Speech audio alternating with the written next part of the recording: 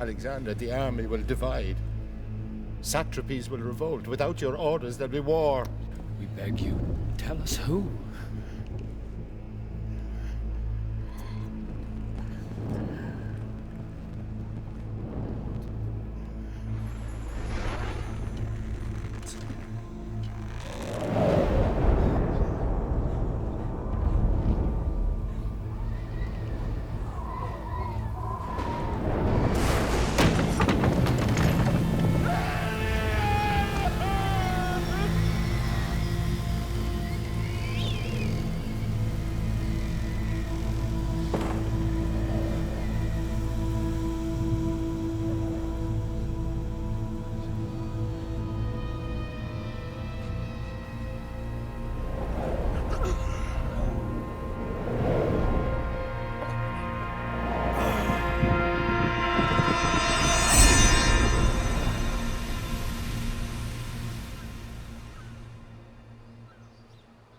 Our world is gone now.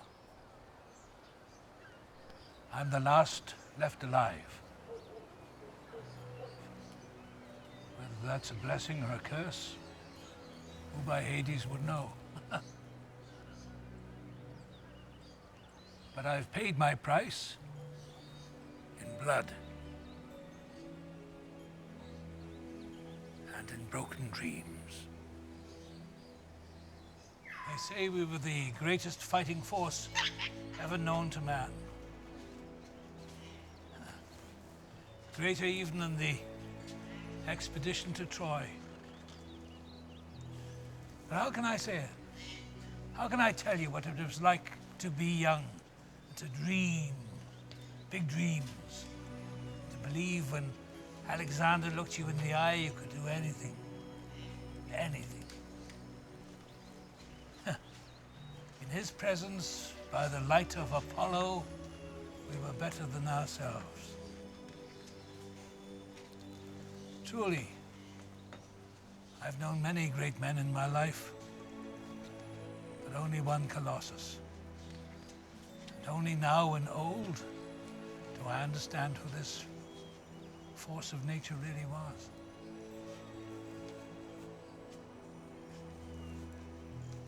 Or do I? Did such a man as Alexander exist? Of course not. We idolize him, make him better than he was. Men. All men reach and fall. Reach and fall.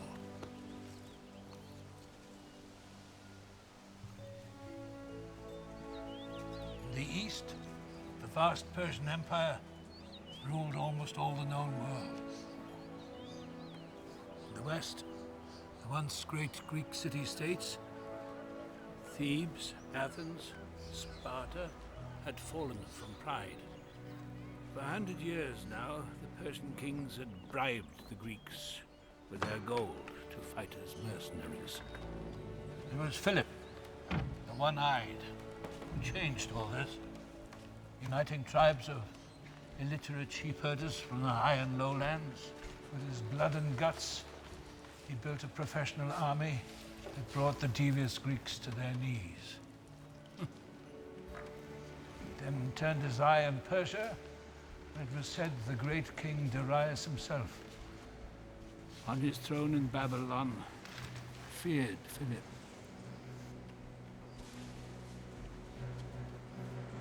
Philip was murdered, much to Persia's delight and half sponsored by their gold.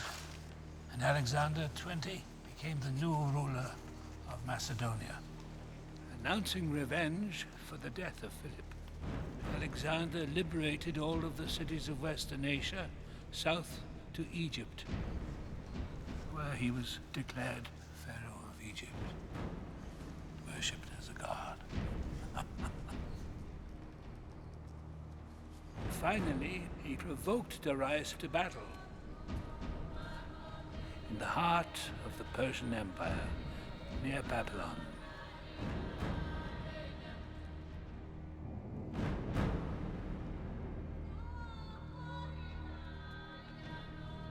It was mad.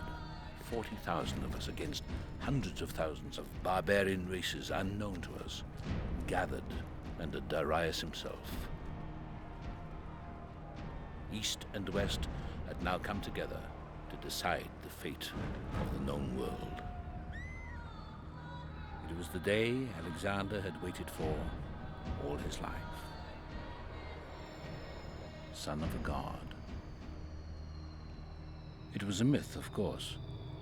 At least it started as a myth. I know. I was there.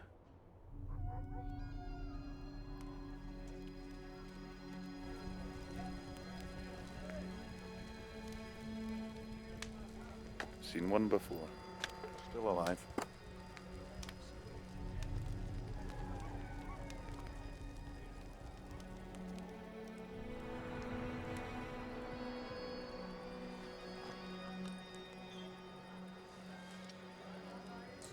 To whom do you pray?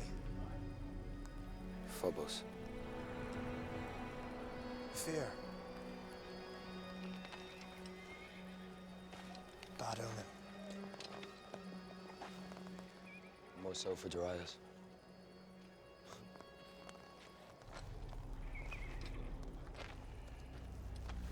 I've come to believe that fear of death drives all men, Hephaestion. At least we didn't learn as schoolboys. So, mighty Craterus, Your Majesty. are you ready for tomorrow's dawn? It's been too long coming if you ask me. The men, sketches as coats. Madame Boulle won't shut their snouts. Good. Fear makes men fight better. Post your sentries alertly, but rest them well. Don't you worry, General. I'm known to sleep with my eyes open as a baby's arse. Only because someone might steal his loot, sire. Well, so knows Craterus for his cheapness. He buys neither gloves nor blankets to warm himself. Who needs gloves when you come from Thrace? Who needs clothes when you can fight naked? After tomorrow, even the thrifty among you shall be kings. Gods are with us, Your Majesty. We'll stain the ground with Persian blood, my king. You're on the first row tomorrow, boy. I've always believed Alexander, but this seems so much bigger than us. Did Patroclus start Achilles when they stood side by side at the siege of Troy? Patroclus died first. If you do, if you were to fall, Hephaestion, even if Macedonia were to lose a king, I will avenge you and follow you down to the house of death. I would do the same.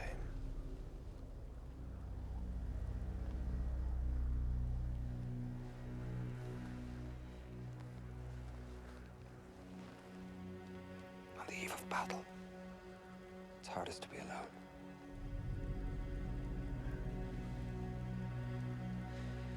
Then perhaps this is farewell, my Alexander. Fear not, Hephaestion. We are at the beginning.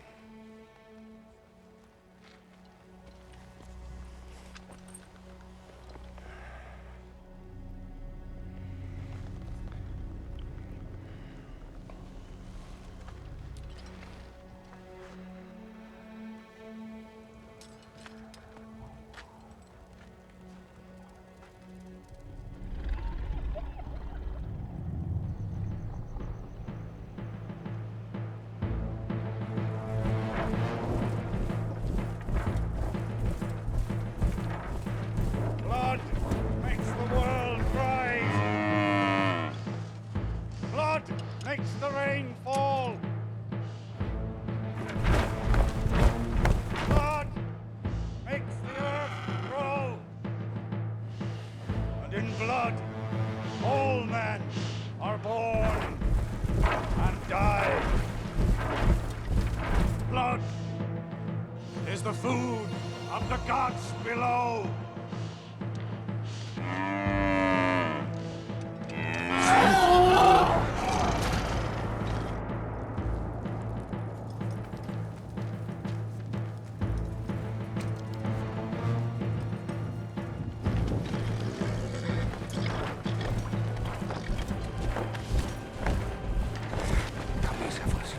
Today we ride to our destiny.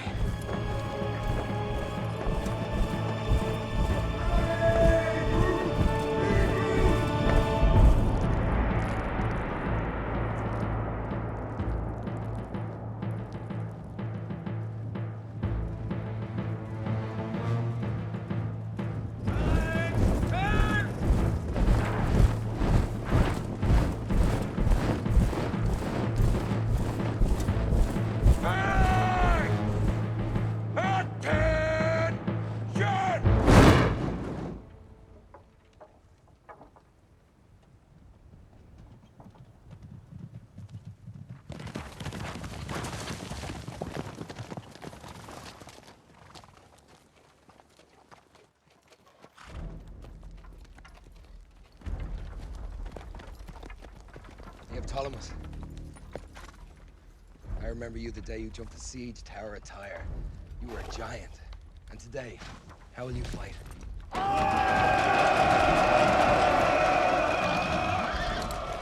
Dexapos.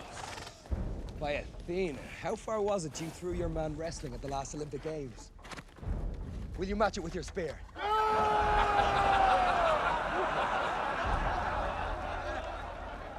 And Timander, son of Menander, a great soldier to my father. I still mourn your brother, Adaios, who died so bravely at Halicarnassus. What an honored family you descend from, Timander. You fight for them today. You've all honored your country and your ancestors. And now we come to this most distant place in Asia, where across from us, Darius has at last gathered a vast army to stand with him and fight.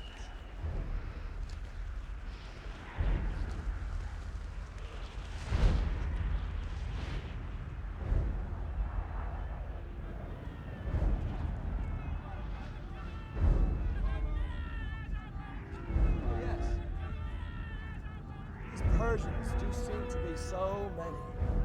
But look again at this horde and ask yourselves, who is this great king who pays assassins in gold coins to murder my father, our king, in a most despicable and cowardly manner? Who is this great king, Darius, who enslaves his own men to fight? Who is this king but a king of air? These men do not fight for their homes. They fight because this king tells them they must. And when they fight, they will melt away like the air. Because they know no loyalty to a king of slaves. But we are not here today as slaves. We are here today as Macedonian free men.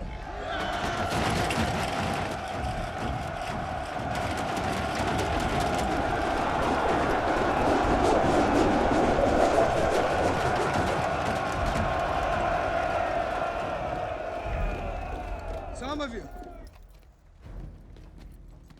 perhaps myself, will not live to see the sun set over these mountains today. For I will be in the very thick of battle with you. But remember this, the greatest honor a man can ever achieve is to live with great courage and to die with his countrymen in battle for his home. I say to you, what every warrior has known since the beginning of time, conquer your fear, and I promise you, you will conquer death.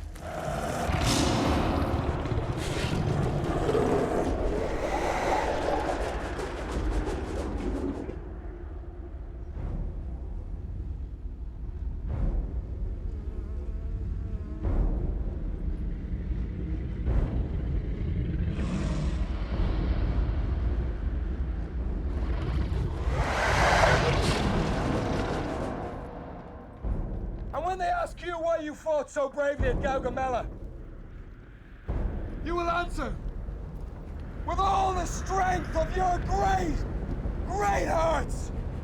I was here this day at Gaugamela for the freedom and glory of Greece!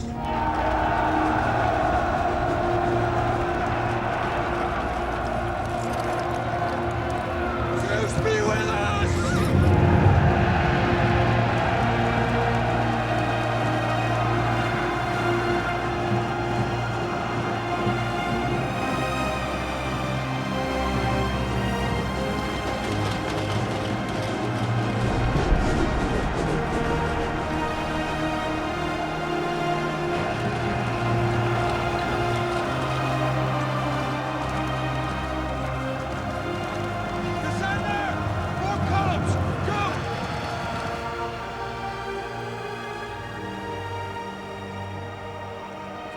Where does he go?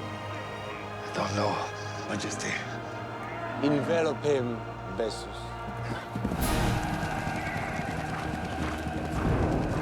I said, go!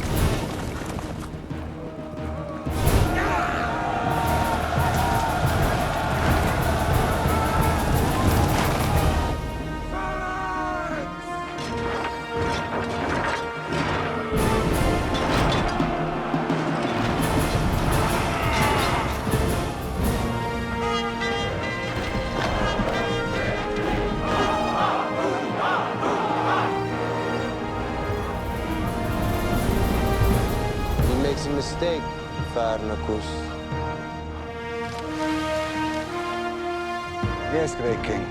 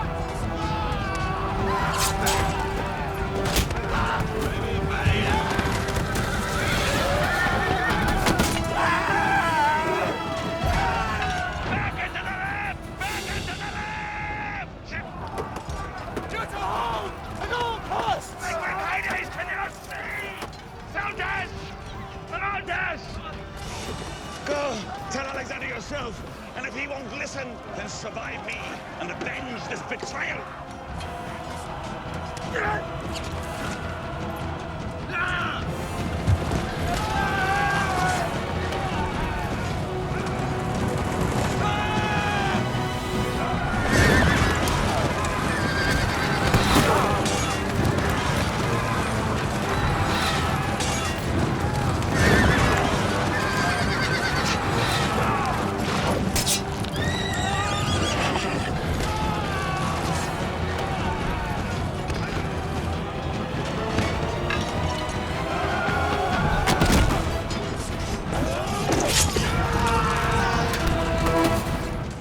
Attention, lad!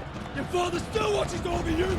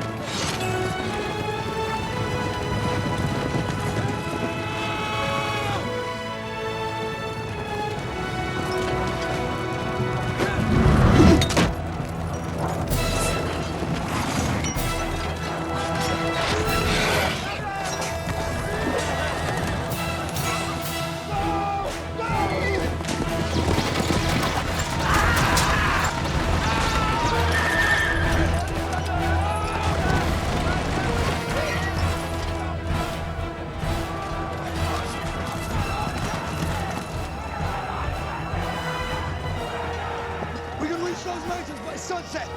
Go all night and catch their eyes at dawn. Provision the horses! Alexander! Alexander, my father's lost! They've overrun the flank. They're into the baggage train. Armenians crumbling! Ah! Alexander! If you chase him, you risk losing your army here. And if we capture him, we gain an empire.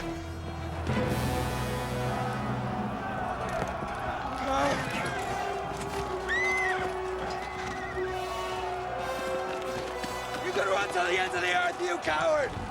But you'll never run far enough! Supermanion!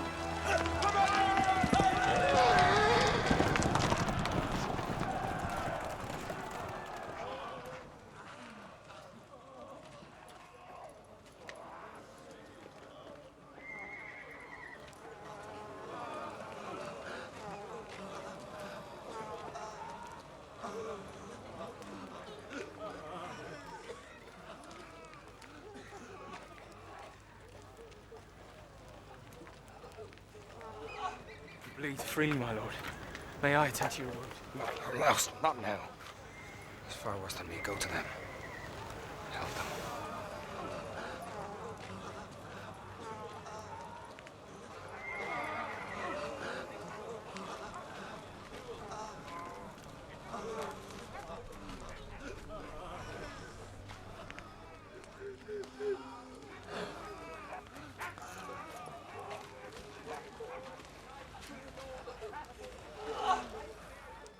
How's this done, soldier? Spear. But I got two of the buggers. Majesty. Very brave. What shall I call you? Glaucus, my king. Glaucus. And where's your home? Illyria. Let your body go loose.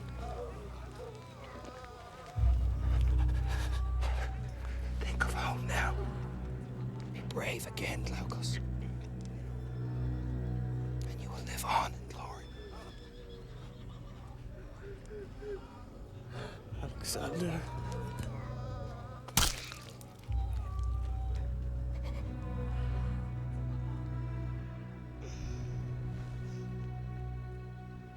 The Persian Empire, the greatest the world had yet known, was destroyed.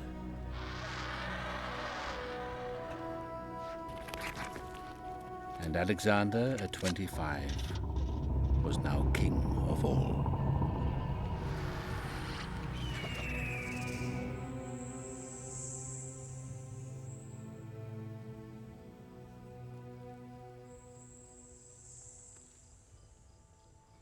If you hesitate, she will strike. Yes. They are like people. You can love them for years, feed them, nurture them. But still, they can turn on you.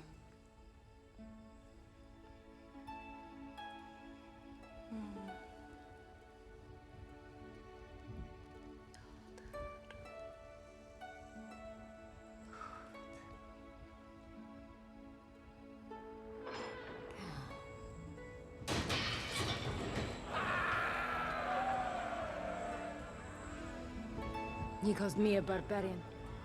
He makes a mockery of Dionysus every night.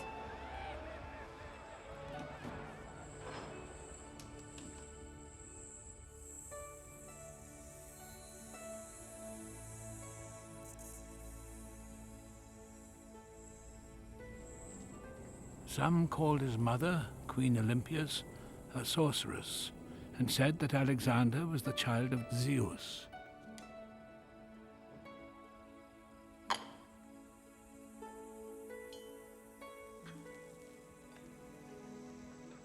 But truly, there was not a man in Macedonia who didn't look at father and son side by side and wonder.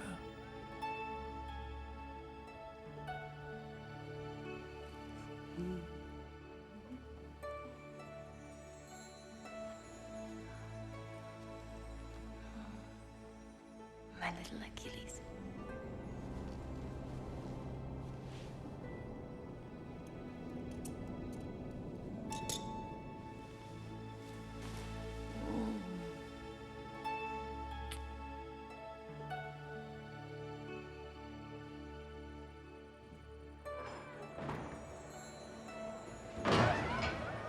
Stay, Alexander, down.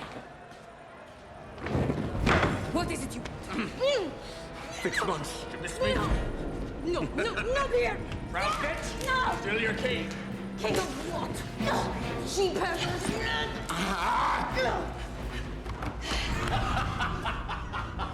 I am of Achilles' royal blood. Blood of Heracles runs in my veins. You are nothing but a drunken whore.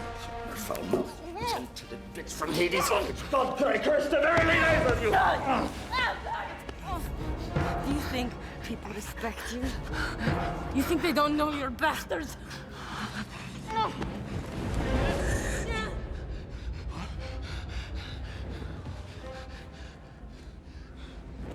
Damn your sorceress soul! Keeping me like one of your snakes! I told you not! Told you not! You'll obey me. I will not. You'll obey me. I'll kill you with my own hands. Let it go!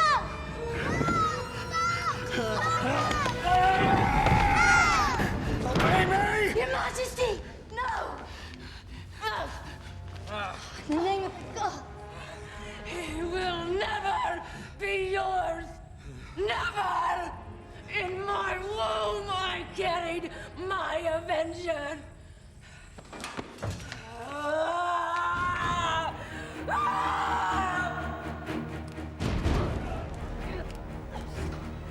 In the world he grew up to, I've come to believe it was in friendship that Alexander found his sanity. You don't need much. Let's fight. When you're in the front ranks of a battle, facing some northern barbarian tribe. Courage won't be in the soles of your feet, Perdiccas, or in the thickness of your tunic, Philotas, or in the lining of your stomach, Diarchus. It's in the heart of a man. You don't need to eat every day, or until you're full, Ptolemy. You don't need to lie in bed in a morning. You can have some good bean soup, Cassander, after a forced night march. Come on, Alexander. Where's your hunger to twist Hephaestion's head off? Is he stronger than you? Then beat him another way. Come on! Who'll ever respect you as a king? Do you think it's because of your father? The first rule of war is to do what you ask your men to do. No more, no less. Good, Hephaestion. That's it. Well done. Good wrestling, Hephaestion. That's what I want. Come. You did well, but you lost. Now, both of you congratulate the other. Go on. Would you want me to let you win, Alexander? You're right. But I promise you I will beat you one day, Hephaestion.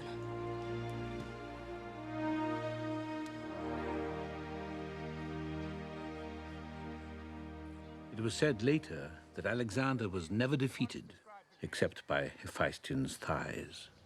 Although an inferior race, the Persians control at least 4/5 of the known world. From Ethiopia and Egypt in the south, the Caucasus, and the 2 inland seas in the north. Philip brought such as Aristotle from Athens to educate our rough people. They rule, and we sit around like frogs.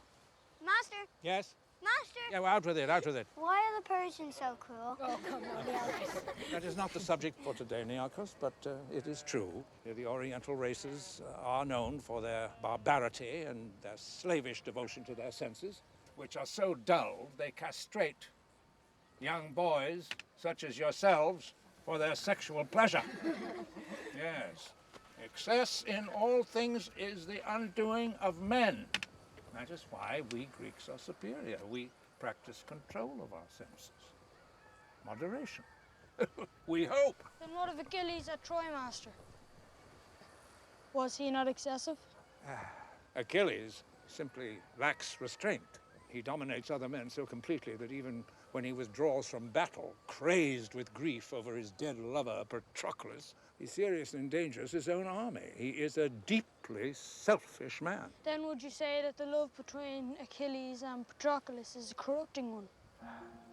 When men lie together in lust, it is a surrender to the passions and does nothing for the excellence in us. Nor does any other excess, Cassander. Jealousy among them. But when men lie together and knowledge and virtue are passed between them, that is pure and excellent. When they compete to bring out the good, the best in each other, this is the love between men that can build the city-state and lift us from our frog pond. But can a man love a woman equally, Master? A woman? Of course not. A woman is a slave to her passion. Hephaestion. Oh, naturally, there are exceptions, and we must honor them. Such as Pallas Athena, goddess of wisdom and war. But never forget, she is sprung not from the loins of Zeus, but from his mind. Now, you think on all this, my young frogs, for in you resides the future of Greek civilization. To strive for honor is the highest purpose of all. To rule over our baser emotions. To follow reason, the divine part in each of you. Yes, to love excellence is truly to love the gods. Now, will you stop distracting me? Back to geography and things that we know. Is it possible that the source of Egypt's mighty river Nile could rise in these distant mountains of the outer earth? If so, an experienced navigator could find his way here, by this river, east, down into the Great Plains of India, out into the Eastern Ocean, and end of the world, and by this route, up the Nile, back to Egypt, into the Middle Sea, and home to Greece. Now, if only these frogs could look outward and act on their favored position at the center, Greece could rule the world. Why is it, Master? In myth, these lands you speak of are known. India, where Heracles and Dionysus traveled. All these men who went east, Theseus, Jason, Achilles, were victorious. From generation to generation, their stories have been passed on. Why? Unless there is truth to them. Tales of Amazons, Minotaurs, Gorgons, Icarus flying into the sun? No, Alexander. Only common people believe these tales, as they believe most anything. We are here precisely to educate ourselves against such foolish passions. But if we are superior to the Persians, as you say, why do we not rule them? It has always been our Greek dream to go east. My father long wants it. The East has a way of swallowing men and their dreams. But still, to think it's these myths that lead us forward to the greatest glory. Why is it wrong to act on them? I can only warn you, not teach you. Beware of what you dream for. The gods have a way of punishing such pride.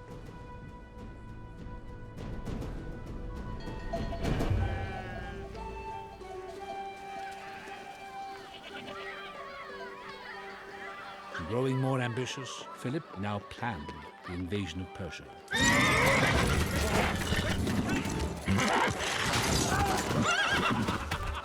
that the best you can do, Clyde?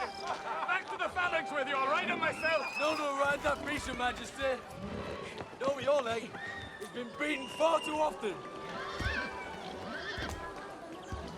My noble king, he's a high-spirited animal, yes. High-spirited. And worthy of Philip of Macedon. No, for 3.5 talents, I couldn't possibly make a profit on him. But for you, I don't want such a beast. I already have a wife. Do I seem so old?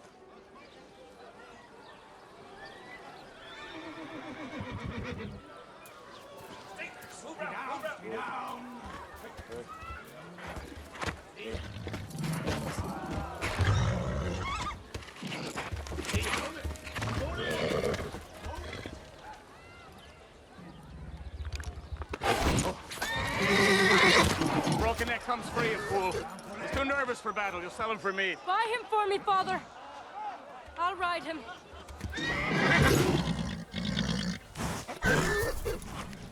And if you don't? I'll pay for him myself. With what? Your singing voice? I'll pay you! I tell you, the horse can't be ridden, lad. His mind is broken. It can be ridden. By me. If you can rule that horse, I'll make him yours. At half the price. That horse will kill him, Philip. He'll break a boy in two. Really? Perhaps you'll make a musician out of him yet.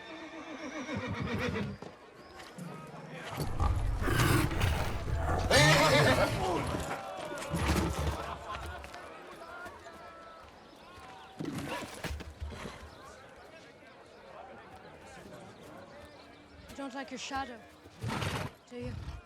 It's like a dark spirit coming up to get you. Do you see? That's us. It's just a trick of Apollo's. He's the god of sun. But I'll show you how to outwit him. You and me together.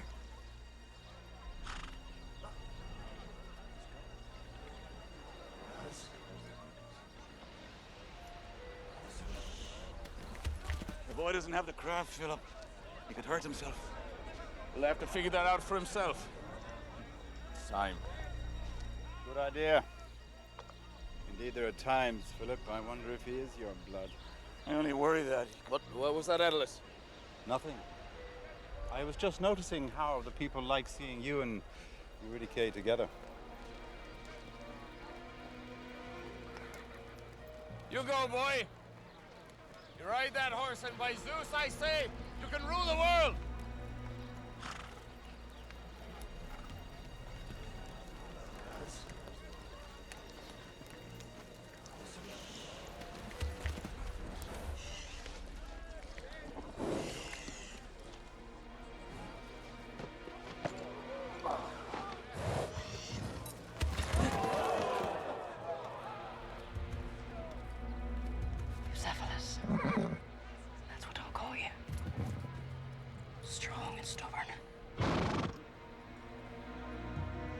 Patroclus and Alexander.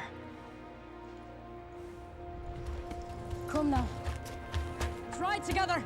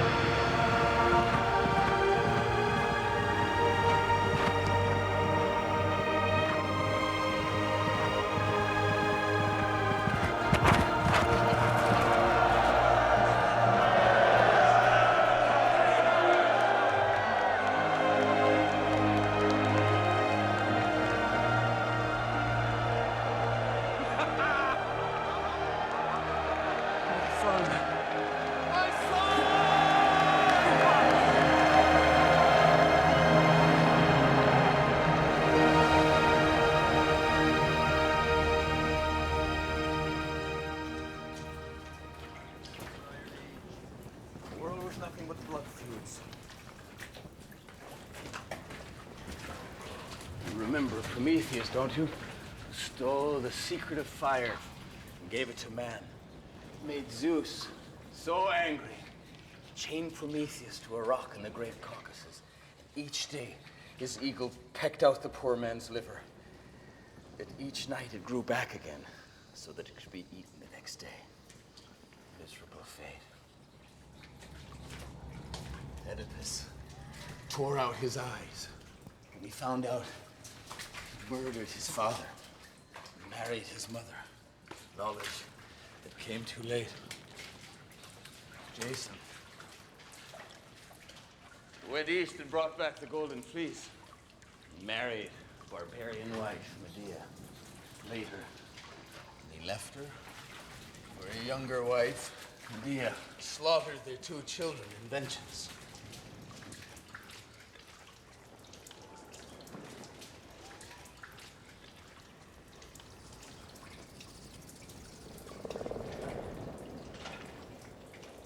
Mother would never hurt me.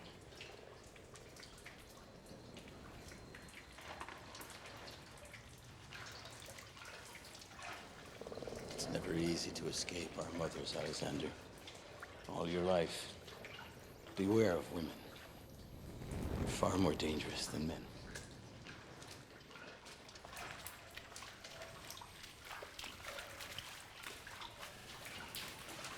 Sure you remember Achilles from Tales of Troy? He's my favorite. Why? Because he loved Patroclus and avenged his death. Because he lived without fear and slew Hector. Some say he was a hot-headed fool who fought only for himself and not for the Greeks. But he was a hero. The greatest of Troy. And his fate? That he must die young, but with great glory. You have a choice. Oh, yes. You could have a long life, but there would be no glory. You dream of glory, Alexander. Your mother encourages you. There's no glory without suffering, and this she will not allow. She makes you weak. Gods have never made it easy for man. Look. Heracles. Even after he accomplished his 12 labors, he was punished with madness. Slaughtered his 3 children. Poor Heracles. Great Heracles. All greatness comes from loss. Even you, the gods will one day judge harshly. But I'm king like you one day, Father. Don't rush the day, boy. You risk all. My father threw me into battle before I knew how to fight. When I killed my first man, he said, "Now you know." I hated him then, but I understand why now. A king isn't born, Alexander. He's made by steel and by suffering. A king must know how to hurt those he loves. It's lonely. Ask Heracles. Ask any of them. Fate is cruel. No man or woman could be too powerful or too beautiful without disaster befalling. They laugh when you rise too high and crush everything you built with a whim. But glory they give in the end, they take away.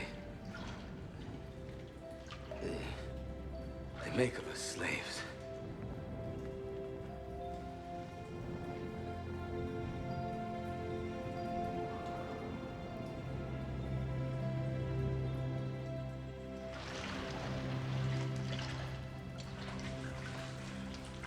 Truth is in our hearts, and none will tell you this but your father. Men hate the gods. The only reason we worship any of them is because we fear worse. What's worse? The Titans. If they were ever to be set free, it'd be a darkness such as we've never seen. Could they ever come back? Didn't Zeus imprison the Titans forever under Mount Olympus? It's said that when Zeus burned them to dust with his lightning bolt, he took the Titans' ashes and in cold revenge mixed it with those of mortal men. Why?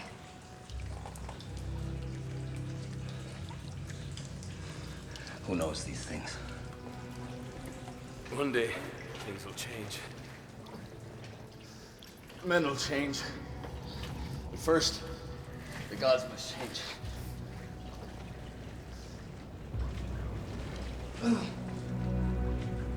But all this you'll forget, Alexander. It's why we call them myths. We can't bear to remember them. I'll remember. And one day I'll be on walls like these.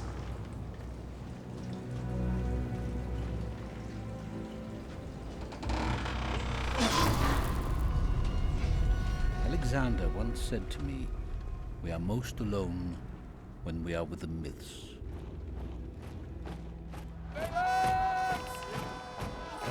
And thus it came to pass, in a dream as mythical to all Greeks as Achilles defeating the Trojans, at this one glorious moment in time, Alexander was loved by all.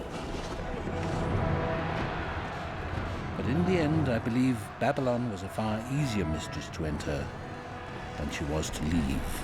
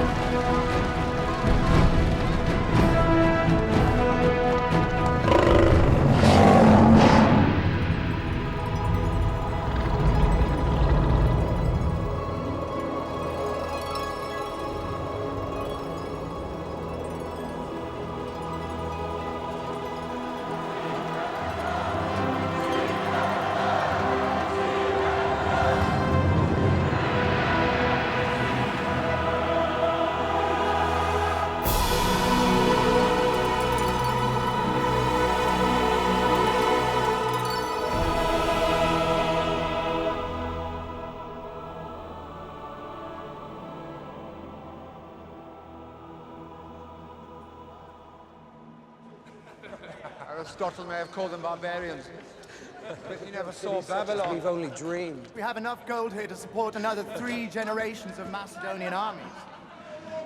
Macedonia would soon corrupt, Cassander. Wealth in great quantities brings the crows. Not for the men who fought, I trust. We'll pay them well, Antigonus. but not as mercenaries for future services.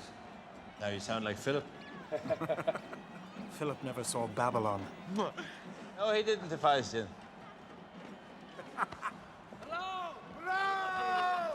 Alexander, I know you think me a stiff old sod, but whatever our differences, know this day your father will be very proud of you.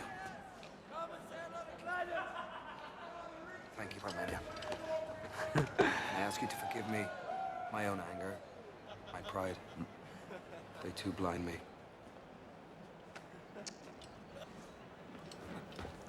Magnificent mainland work from the last century. The Golden Age, Alexander. Worth much to Athens and to our alliances. Take back what is ours, but spare what belongs to the Persians. Yes. We're the richest men to walk the earth, my friends. Not if we keep giving it all away. The grandsons of goat herders, we now rule 2 million square miles. But none of you fear that this great fortune may drive us all to destruction. You overvalue us. For as long as Darius breathes, he's the legitimate king of Asia, and I, but the king of air. But he has no power, Alexander. He's lost in the mountains with no arm. As long as he's lost, Philotas, he can be believed in. Only when he's found will it be decided. Seems you've already made up your mind, Alexander. We must finish what we failed to do at Gaugamela, Parmenion. We must hunt Darius down, if it be, to the ends of earth. That was not your father's mission. And I am not my father. Come on. Have you so quickly forgotten? Fortune favors the bold. No wonder Darius fled when he had this to come back to. One for every night of the year.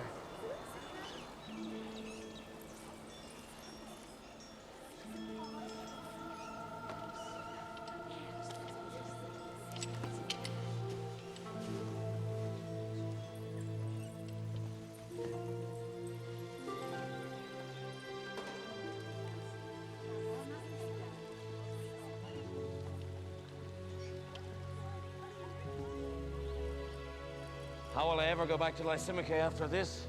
I advise you not to touch the nets. Here, I'll take care of it for you.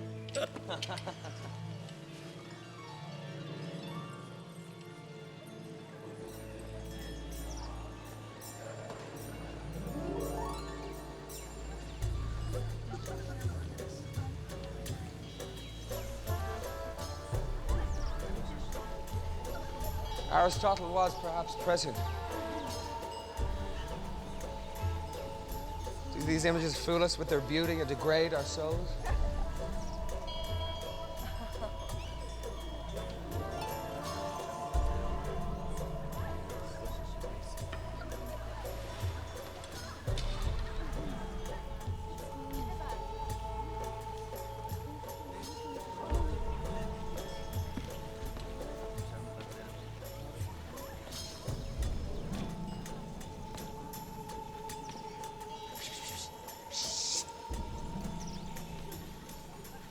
Bagoas, great king.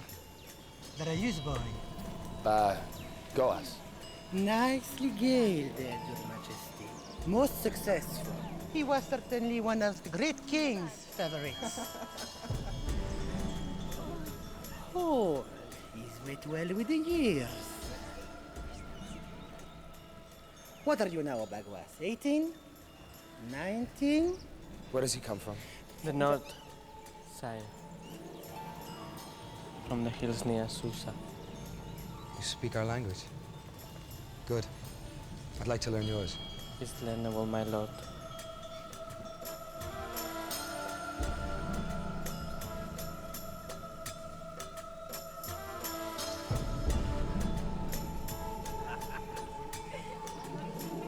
So tell me, Bagos, do my eyes betray me?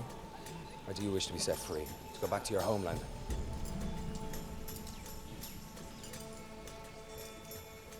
All my family is long dead, great king. With your permission, I will stay on. Very well then, Bagos. Ptolemy, administer this. And that's the same of every person in the harem, woman and eunuch. Whoever wishes to be sent home to their families, let them. What? Hear that, boys? No! Set that free!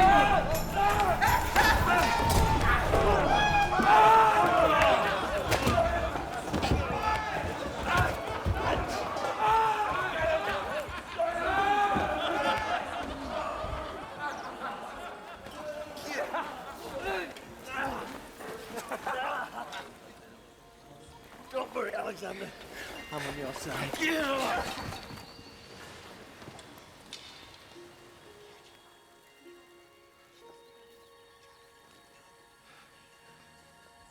Great King Alexander. The Princess of the Thousand Roses, and eldest daughter of the formerly great King Darius. Statira. Noble Alexander.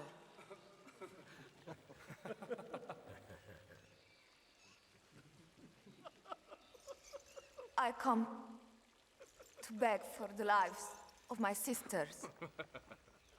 My mother, my grandmother.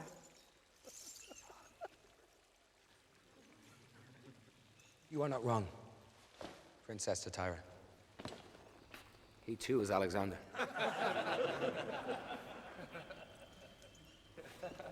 Please. I plead for my family's lives. Sell me as a slave, great king. But Look please, now. do not... In my eyes. Princess. And tell me, how would you like to be treated? As I am, a princess. And so be it. You and your family shall be treated as my family. You shall live in this palace as long as you choose. Have you any other requests for me, my noble princess? No. Everything I wish I have requested. You truly are a queen.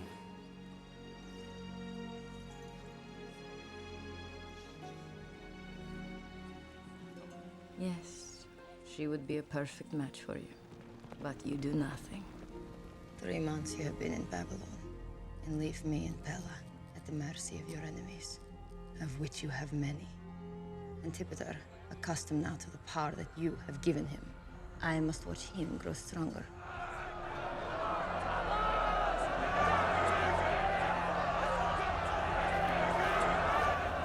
I am certain that he communicates secretly with Parmenion, who is dangerous.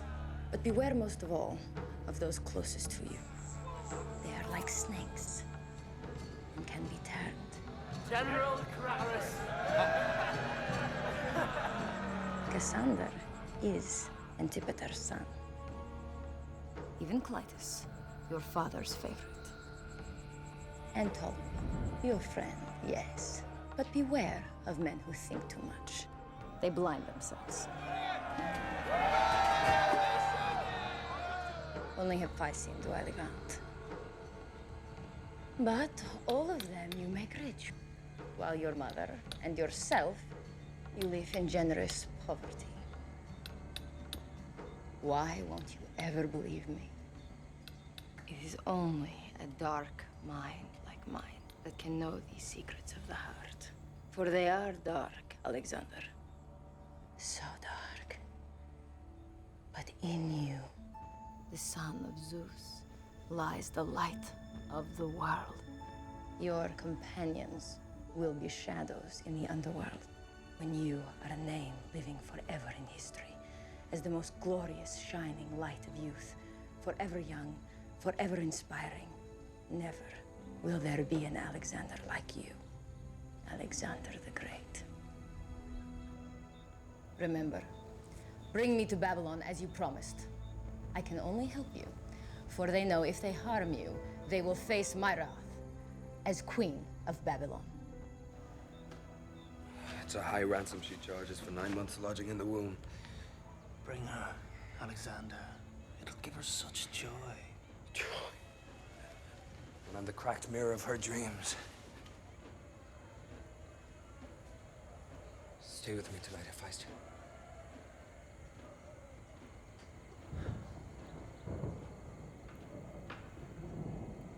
I'll take my own bath. Thank you, Bagos.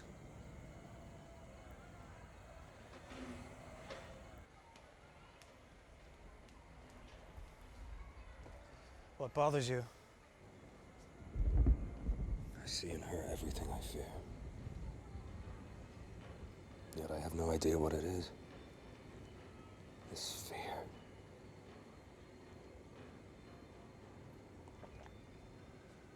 She was always so sure I was born of Zeus. Why, Hephaestion? I think there are things beyond our imagining. Like the lightning, tales of strange conceptions. I don't doubt it. What is being told me? What destiny do I have? Well, if I'm Patroclus, I die first. Then you, Achilles.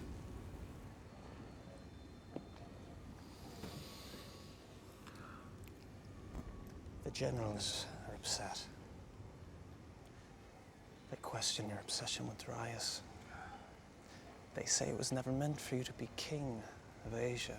Naturally. They want only to return to their homes rich with gold. But I've seen the future, Hephaestion. I've seen it now 1,000 times, on 1,000 faces. These people need change. Aristotle was wrong about them. How so? Look at those we've conquered. They leave their dead unburied. They smash their enemies' skulls and drink them as dust. They mate in public. What can they think, or sing, or write when none can read? But as Alexander's army, they can go where they never thought possible. They can soldier or work in the cities. The Alexandrias from Egypt to the outer ocean. We could connect these lands, Hephaestion. And the people. Some say these Alexandrias have become extensions of Alexander himself. They draw people into the cities so as to make slaves. But we freed them, Hephaestion, from the Persia where everyone lived as slaves. To free the people of the world. Such would be beyond the glory of Achilles, beyond Heracles, a feat to rival Prometheus, who was always a friend to man. Remember the fates of these heroes. They suffered greatly. Oh, we all suffer. Your father, mine. They all came to the end of their time, and in the end, when it's over, all that matters is what you've done. You once said the fear of death drives all men. Are there no other forces? Is there not love in your life? Alexander.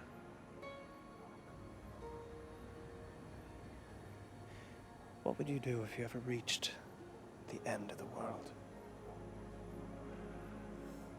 I'd turn back and conquer its opposite.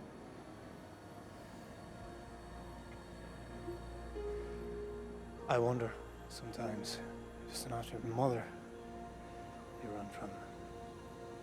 So many years, so many miles between you. What is it you fear? Who knows these things? When I was a child, my mother thought me divine, my father weak. Which am I, Hephaestion? Weak or divine? All I know is I trust only you in this world. I've missed you. I need you. It is you I love, Hephaestion. No other.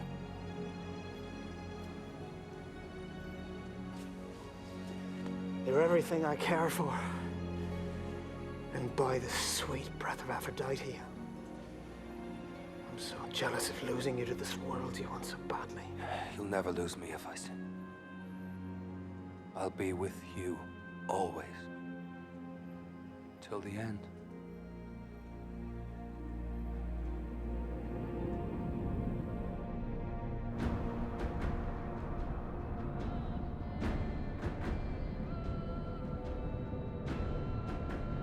The campaign in the northeast of Persia turned into a hard guerrilla war of almost 3 years. We chased Darius towards Bactria, but missed taking him by hours. He was dying when we found him, sire. He asked for water. He drank and died.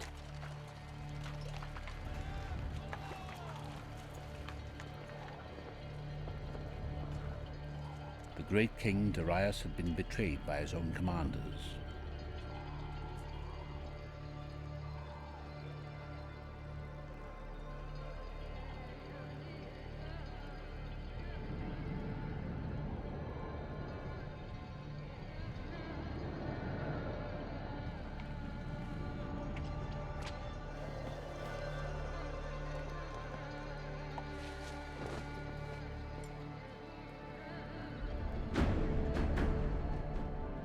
Fully honoring his corpse, Alexander hunted down these commanders into unknown lands, crossing even beyond the river Oxus into Sogdia.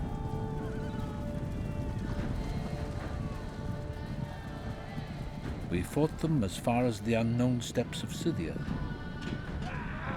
where only legendary heroes had once trod. The surveyors told us we were now on the borders of where Europe and Asia meet. In fact, we were totally lost. Here, Alexander founded his 10th Alexandria and settled it with veterans, their women, and any who would dare the frontier life. Unable to accept defeat in any form, Alexander persisted in breaking every tribe that resisted, until the day he received the head of his last enemy in surrender.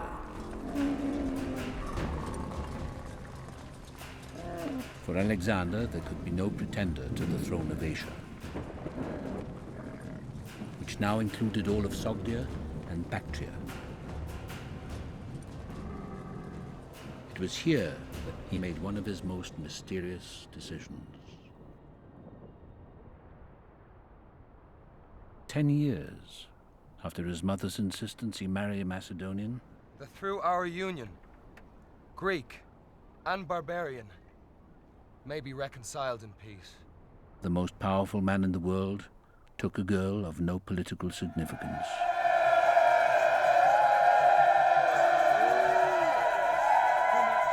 Why? Some say it was for alliance with the tribes.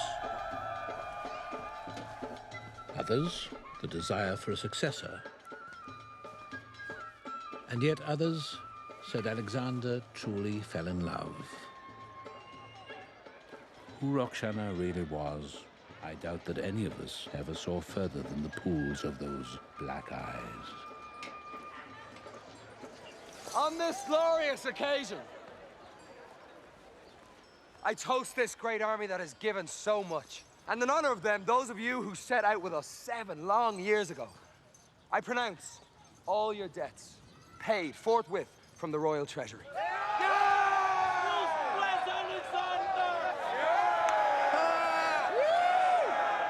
And in honor of my bride, my beautiful bride, we recognize the many women who shared the long, hard road with us, and grant them dowries befitting a proper marriage.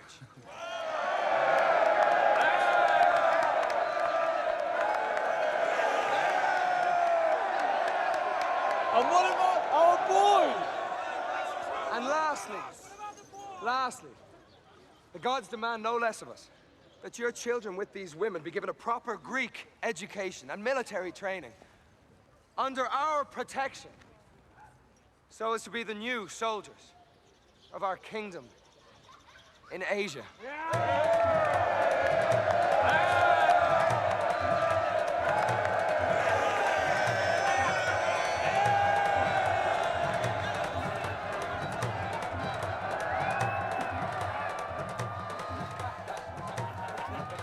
Your father must be turning in his grave, Alexander. After all this time, a hill chief's daughter. Oh, not tonight, Parmenion. And you call this tribal wedding legitimate? Do you forget, Parmenion, my father took a barbarian as his queen? Yes, but few would call it a profoundly happy marriage. But what's the point, Alexander? She's your captive. Just take her as your concubine. Because I want a son. Damn you, Philotas. Then half your nobles have sisters who make fine Macedonian mothers. To take an Asian as my queen, not a captive, is a sign of deep respect for our subjects. It will, more than anything, bring us together, unify us. Which is not to say I won't take a Macedonian one day. As a second wife, you'll insult Macedonia. Never will our people accept this girl's son as king. They'll be angry enough when they find out their husbands all have second wives in Barbaria. Then they'll learn! By Athena's justice, this girl has spirit. She'll breed a brave son. Alexander! This is about the honor of our kingdom. Exactly. What can be won, Alexander? We came here to Asia to punish them for their crimes. We've achieved that. 7 years from home. Now we drift from one far region to another, chasing nomads and bandits. When Macedonia bleeds its manpower, for what? To build roads in Asia? To give these people cities? And now make an army of them? To found cities and expand our reach is not to drift, Parmenion. What benefit to Macedon? It's far richer than before. What could you give them? With respect for your age, Parmenion, had you fought better at Gaugamela when your flank was crumbling, we could have had Darius. How dare you, Nearchus! General Nearchus, to your Alexander spread our flank too thin. There was nothing my father, any of you could have done. Philotas!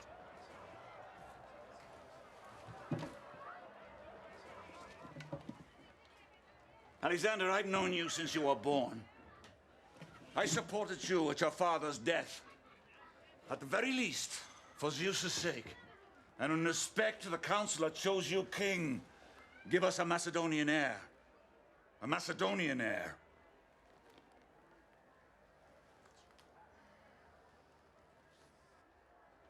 You've been heard clearly. But Alexander... Parmenion! And after the wedding, you'll take 2 brigades back to Babylon, where I look to you, and Antipater in Greece, to maintain our empire and supply this expedition.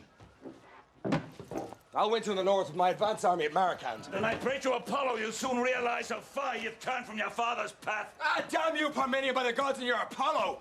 What was in my father's guts? Wasn't overripe and reasoned like yours. He never lusted for war, Alexander, or enjoyed it so. He consulted his peers in council, among equals, the Macedonian way. He didn't make decisions based on his personal desires. I've taken us further than my father ever dreamed. Old man, we're in new worlds. Alexander, be reasonable! Were they ever meant to be our equals? Share our rewards? You remember what Aristotle said. An Asian? What would a wedding vow ever mean to a race that has never kept their word to a Greek? Aristotle be damned! Alexander! By Zeus and all the gods! What makes you so much better than them? Cassander! Better than you really are. In you and those like you is this. Alexander. What disturbs me most is not your lack of respect for my judgment. It's your contempt for a world far older than ours.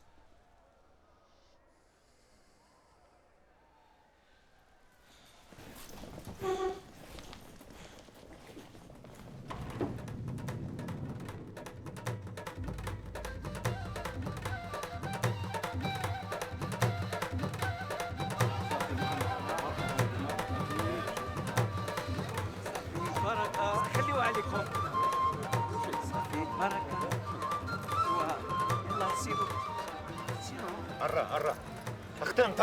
5-0 down like that to any man, Valerius. Kill me. Have another drink, Clytus. Shouldn't you be bowing to a king? Alas, you look weak when you not accept these honors. I understand, my dear father, but it's against Greek ways. Greek ways are weak.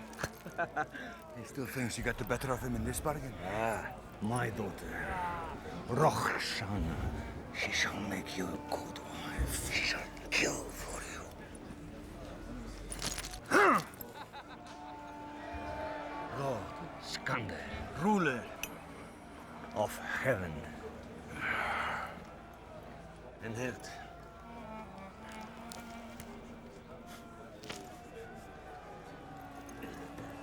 In honor of this great alliance, I, Oxiatus, offer you these great gifts. Alexander, I would like the honor of toasting you for my...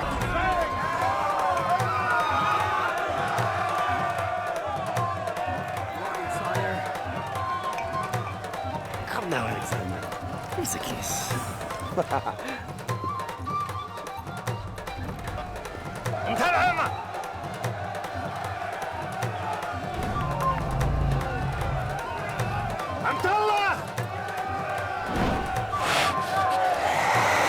I shall fight for you, Alexander.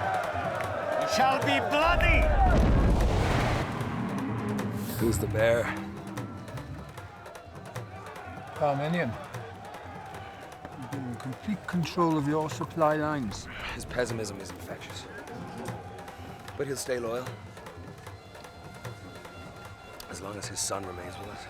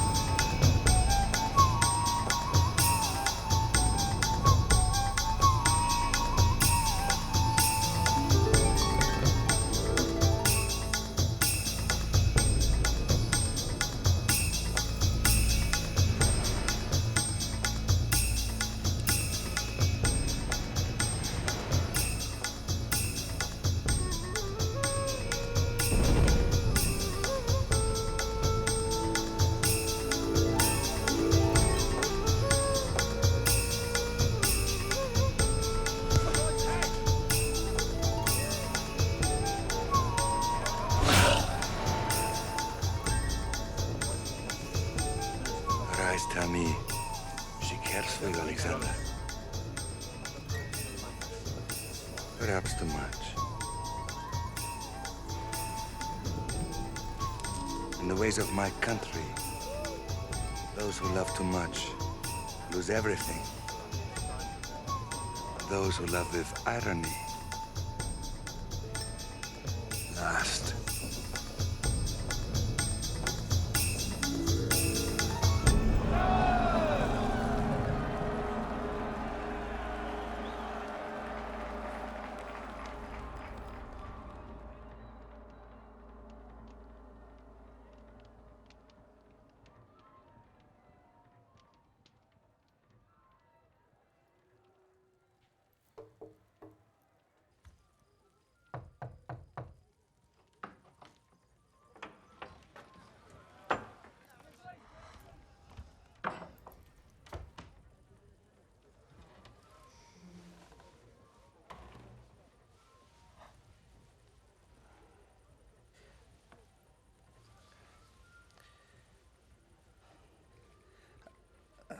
found it in Egypt. The man who sold it to me said it came from a time when man worshipped sun and stars.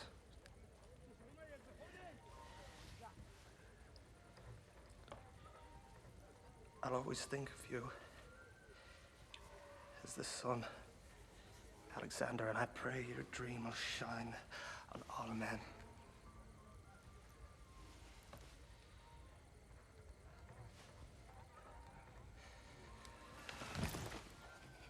I wish you a son. You're a great man.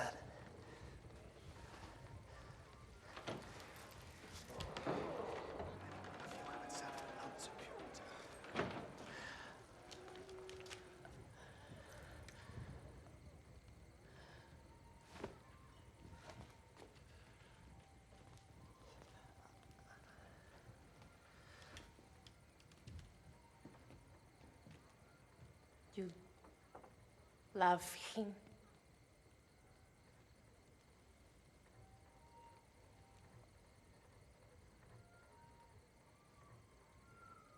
He is Vice.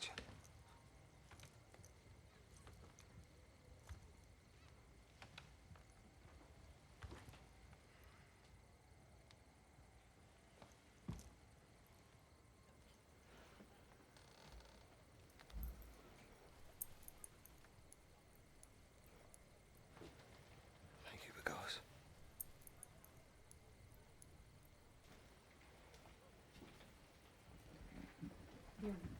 Boy. there are many different ways to love, Roxana. Come.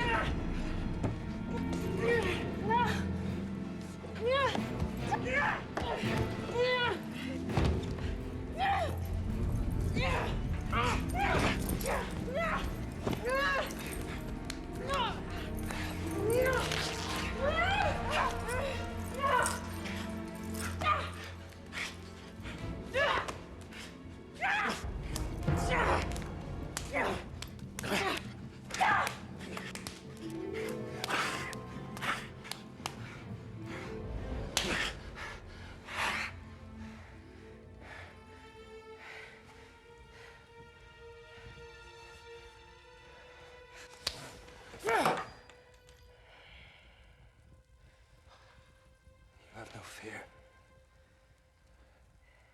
It's fitting. A man searches for a woman at Earth's top and finds her.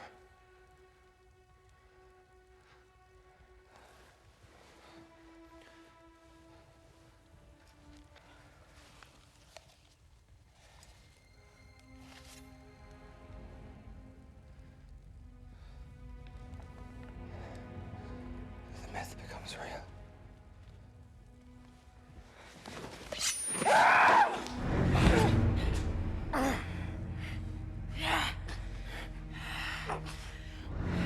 Great man.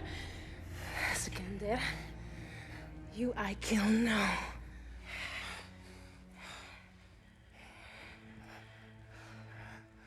Do it. End it. I would do that. I would do the same. I'll die a fool for this love.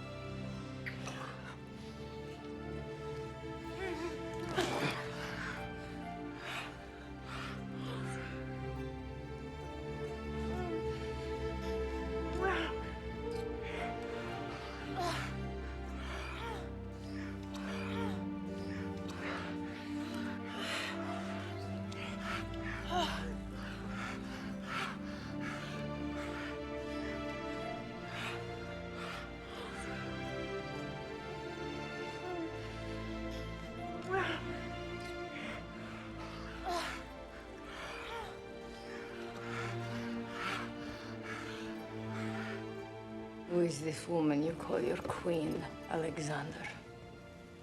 A hill girl. You with your breeding. Already she makes enemies with her strong, clumsy nature. Do not confuse us. I was never a barbarian, as Philip said. We are of Achilles' royal blood. Zeus is your father. Oh, I understand. She brings you some happiness. But how can she help you? You must know that she does not speak in your name, which is yours, and yours alone. Preserve it, secret it, and hear me when I tell you act. And act soon. After 7 years, people wonder, who is this King Alexander? I have given you ample proof, and Antipater daily undermines your authority. Return to Babylon and strengthen your center. Or come home to Macedonia and reorganize, but do not chase your dream further east. Your life and mine depend on it. Remember, my only thoughts are of you, as you two must face your glorious destiny. Think kindly of your mother. Provide for me. Protect me from your enemies when you are gone. And remember, always, it is I who love you more than any.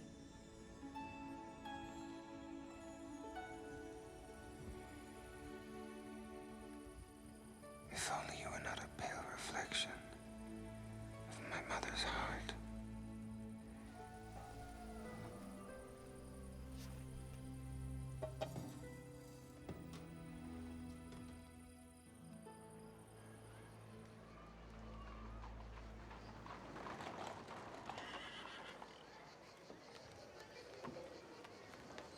Pregnant so soon. A little whore. You will marry her in the spring, during Dionysus' festival. And when her first son is born, her sweet uncle Attalus will convince Philip to name the boy his successor, with himself as regent. And you will be sent on some impossible mission against some monstrous northern tribe to be mutilated in one more meaningless battle over cattle. And I, no longer queen, will be put to death with your sister and the remaining members of our family. I wish. Sometimes you could see the light, Mother. The truth is, he's taken nothing from you that you've not been long without. The only way is to strike. Announce your marriage to a Macedonian, now. Beget a child of pure blood. He would be one of them, not mine. And he would have no choice but to make you king. There is still Kinani. Eurydice was perfect. If your father, that pig, had not ravaged her Say first. nothing more of my father. Do you hear me? Say nothing. You're right. Forgive me. A mother loves too much.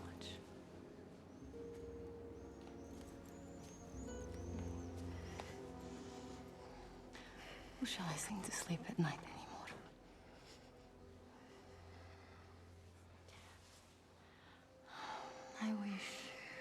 I wish we could spend more time together. Like we used to, when you were the sweetest boy.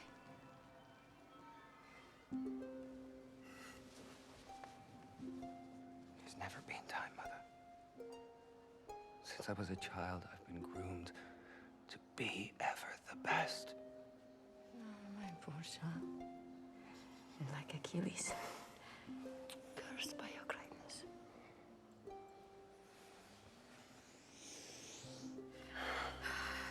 Take my strength.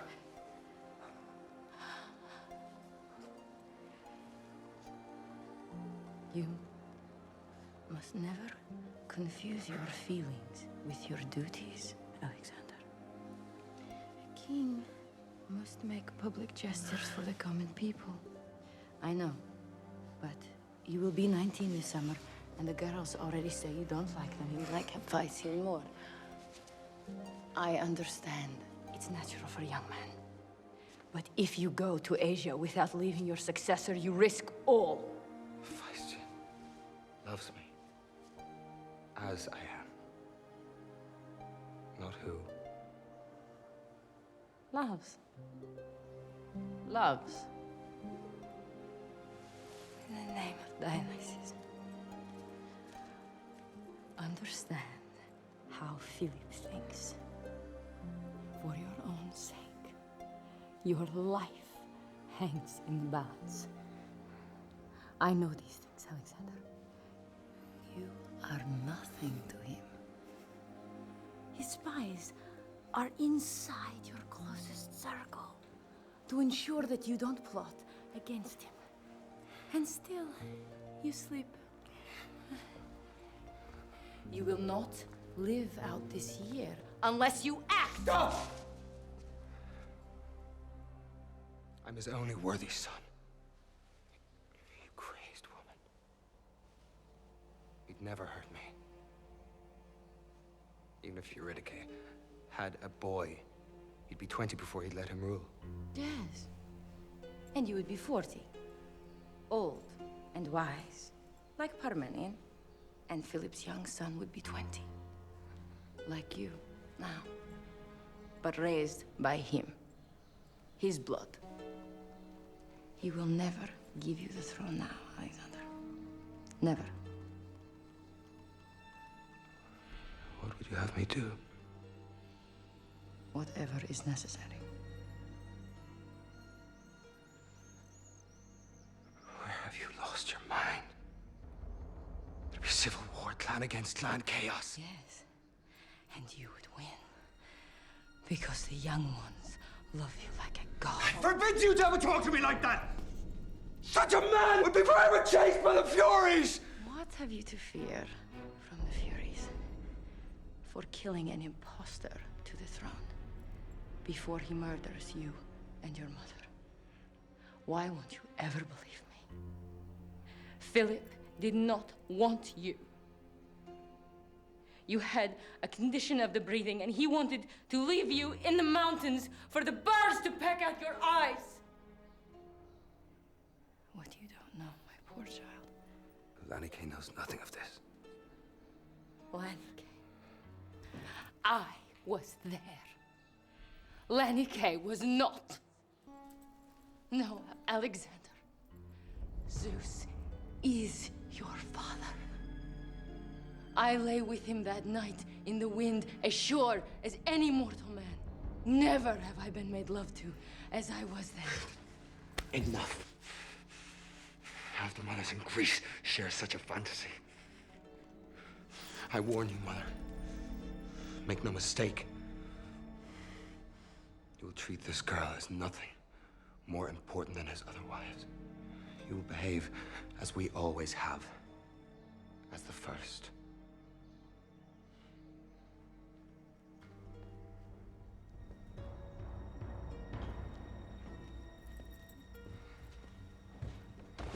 I wonder, did you ever love him? What? I never stopped.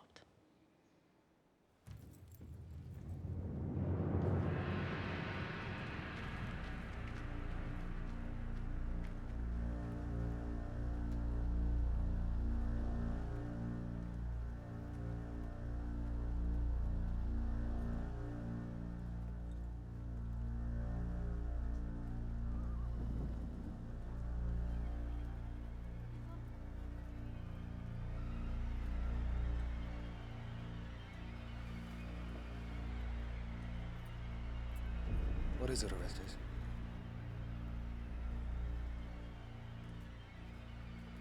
I beg your forgiveness, my king. I cannot be part of this. Who did this? Tell me. Say it! Armelaus.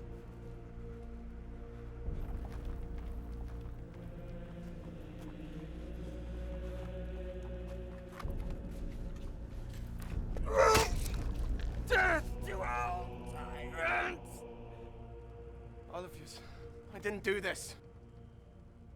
I've known you and loved you as long as I know.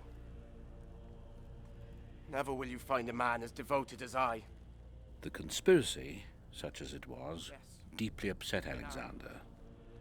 Not only because it involved the young people who'd shared his dream, but, more intimately, it implicated Philotas, his companion from boyhood, when a page confessed that a few days before he'd informed Philotas Alexander, of the plot.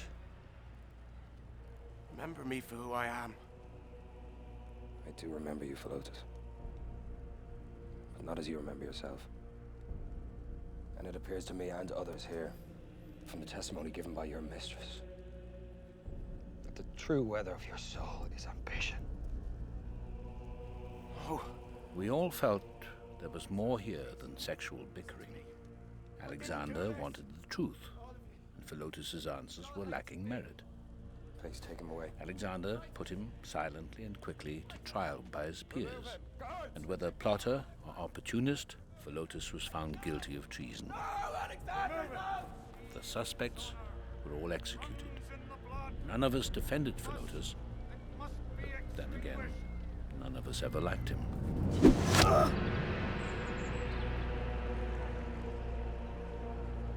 And of course his power was carved up by the rest of us. Before he died, we tortured him to find out what his father Parmenion knew. But this we never learned. What to do with Parmenion and his 20,000 troops guarding our supply lines was a far more delicate matter. Was he innocent in this? Or had he decided to act before age further withered his power? The men will follow their king. Alexander won't be there. Necessity required Alexander to act, and he sealed the camp within the hour of the first accusations against Philotas. Then go, Antigonus, and Clitus. And go quickly. 3 days hard riding sent Antigonus and Clitus to Parmenion, the general most loyal to Philip.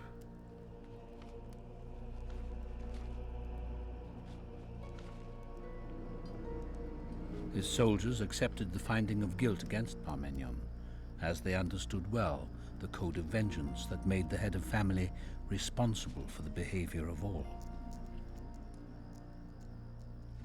Many of us felt we were better off without that pompous thorn, Parmenion, as Alexander promoted all of us generously.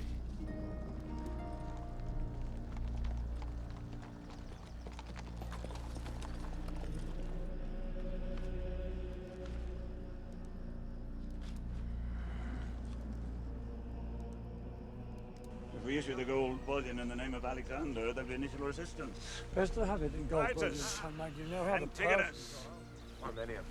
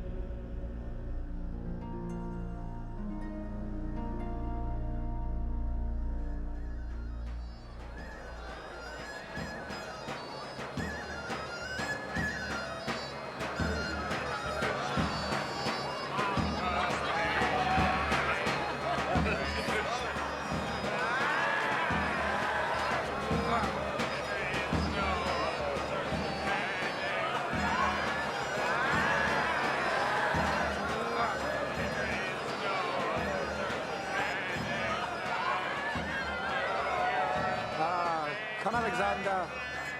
Drink this sadness away. If only thirst could quench sorrow, Ptolemy. There's only one thing better than winning a battle, son. That's the taste of a new woman. You'll find it far sweeter than self-pity. Ausenius, you bore me. Alexander! Be gone with you. Alexander, finding the right girl. What's your name, darling? Antigone. Huh? What's your name? Antigone. I love you. And I love you, Cletus.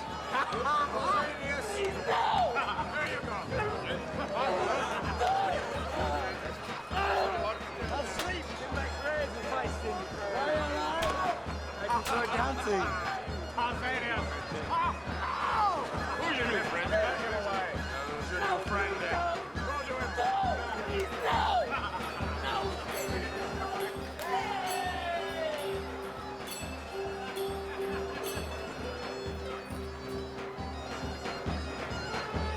Toast! A toast! I drink to our Greek friends and to our new union, Macedonia and Greece, equals in greatness. And to Philip, our king, without whom this union could not be possible. Come, Atlas, leave some damn air in the hall. And last, I drink to the king's marriage to my niece, Eurydice, a Macedonian queen we can be proud of! To Philip and Eurydice, and to their legitimate sons! To Philip! What am I? You son of a dog! Come then!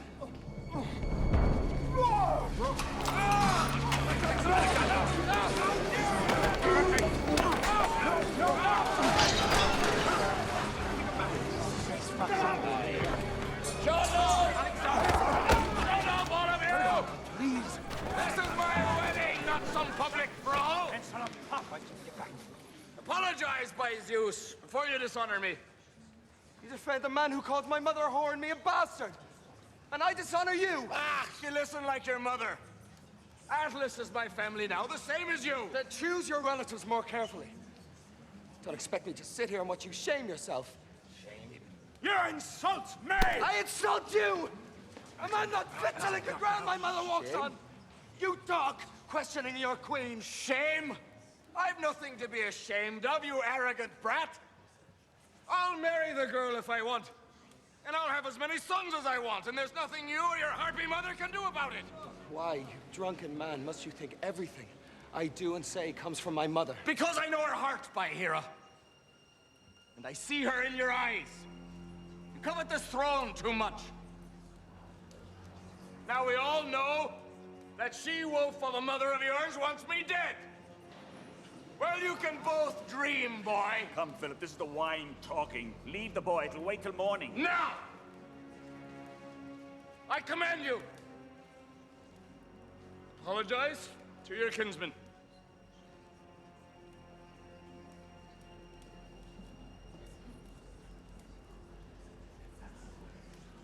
Apologize! No kinsman to me.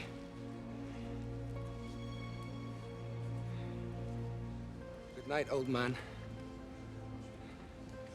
And when my mother remarries, I'll invite you to her wedding. You bastard!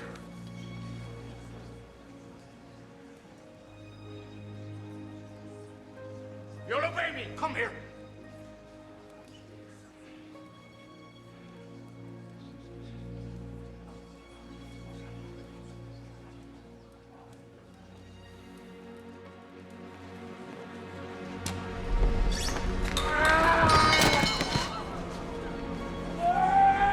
And this is the man who is going to take you from Greece to Persia! He can't even make it from one couch to the next. Get out of my palace! You're exiles, you bastard! Banished from the land, you're not welcome here! You're no son of mine!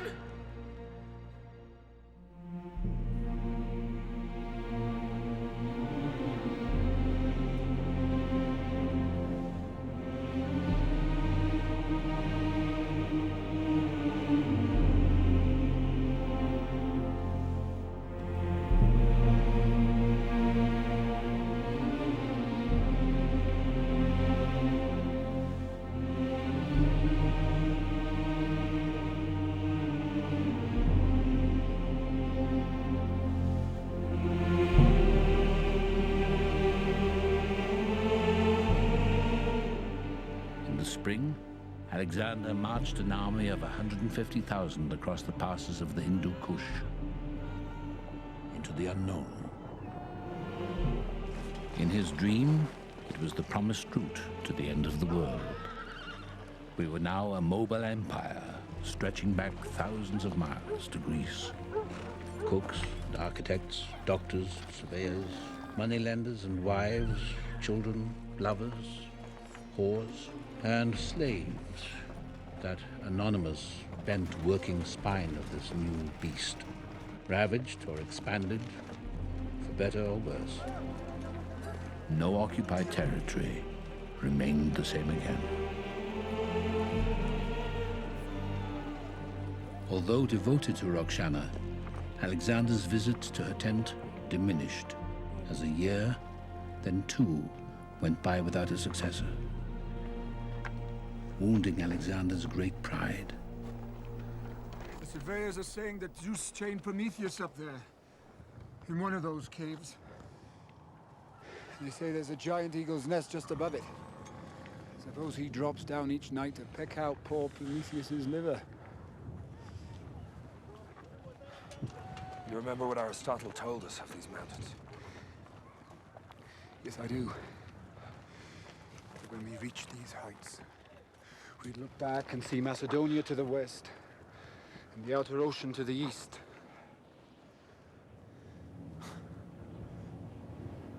But I fear this world is far larger than anyone dreamed.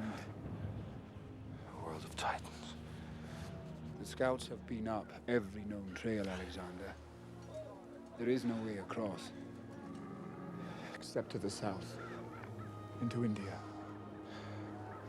Were we gods, we'd breach these walls to the Eastern Ocean. We will, Alexander. In a few years' time, we will return. But first, the men must see their homes. Have you found your home? Ptolemy?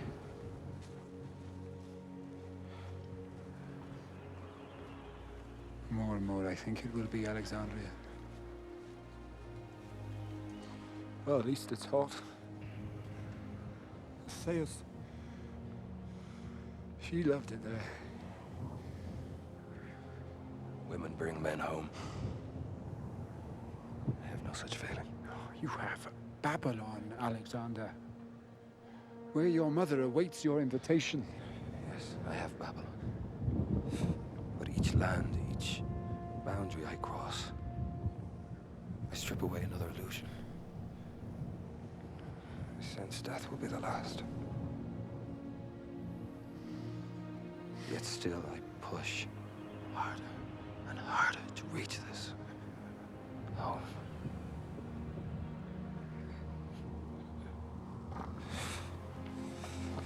Where has our eagle gone? We must go on, Ptolemy. Until we find an end.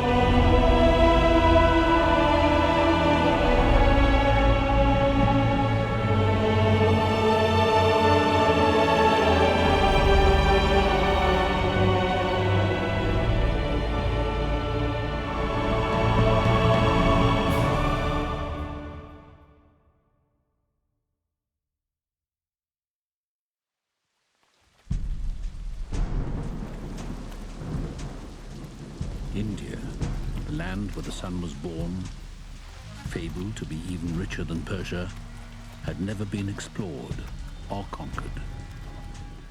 From the beginning, Alexander struggled to unify a land without a center. Kings who conspired against one another, a labyrinth of tribes urged on by zealots and philosophers to die by the thousands for their strange gods.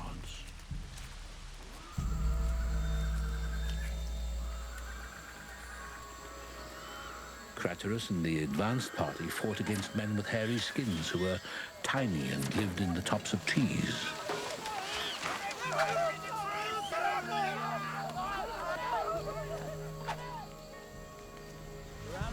Until Hephaestion convinced us these were animals who imitated men but wore their own skin. That away from me. The monkey, very intelligent. Hello, little man. Do they speak? No, but they do sing, make noises.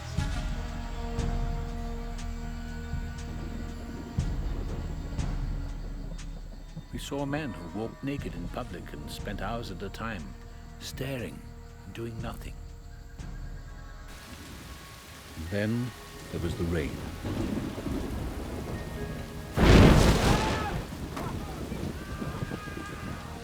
Never before had we seen water that fell from the gods for 60 days and nights. You know better, McCain. What's your son going to say? Come on, man. The older you get, the stronger. Hey, great king. You're my horse, Alexander. I'll be with you at your side. Everything rotted in this rain. Scores of men died miserably from the tiny serpents that were everywhere in this evil land. What happened, lad? It's to the neck. Oh, no! This, no. Hold on. Just hold on. Be brave. Be brave. Oh, Our quest for gold and glory evaporated as we realized there was none to be had. Tempers worsened.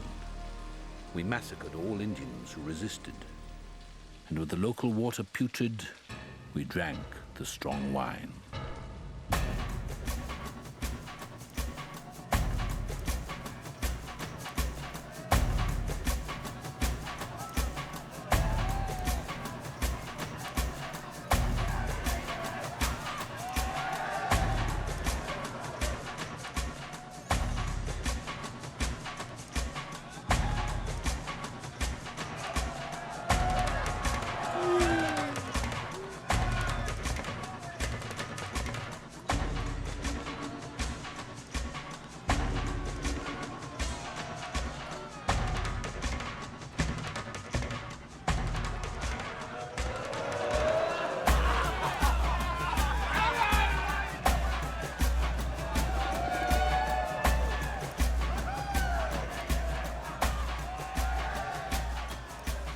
As we moved south and east, Alexander often returned the lands we conquered to their defeated kings, so as to make them allies.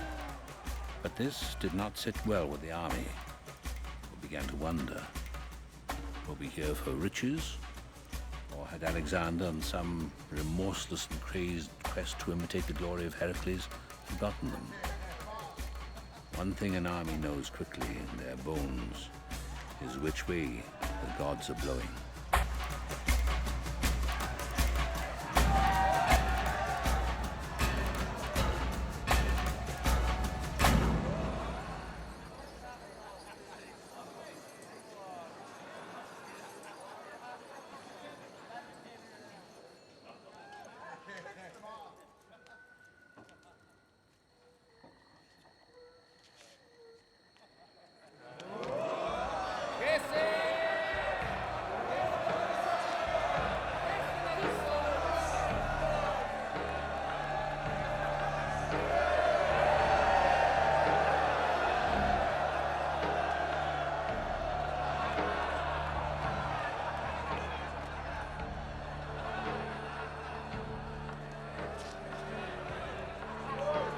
be good.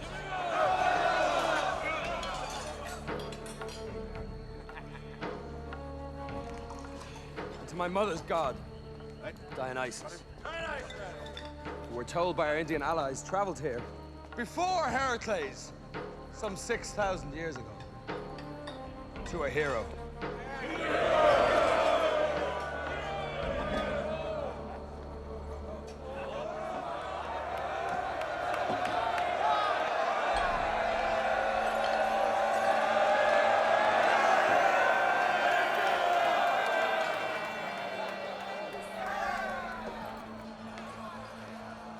Roxana.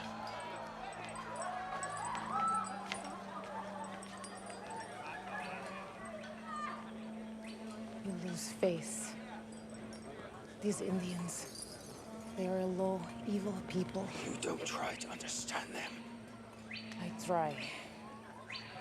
But this I know, Alexander. In Persia, you are a great king. Here, they hate you. Let us go back to Babylon. There you're strong. We'll talk about this later. Yes. Later. Talk. I shall go. Tonight. And I shall wait. Good night, my king. Your Majesty. Come, Alexander. Drink with us. Alexander. I remember a time you hated how your father drank. Now I know why. Dionysus is hero. But he is also mind breaker. He destroys our self-control. Self-control is a lover I've known too long, Ptolemy. Struggle wears me to the bone. And success, I find to be as corrupt as failure. But Dionysus, alas, his ancient soul frees me from myself. And then, my friend, I am simply Alexander.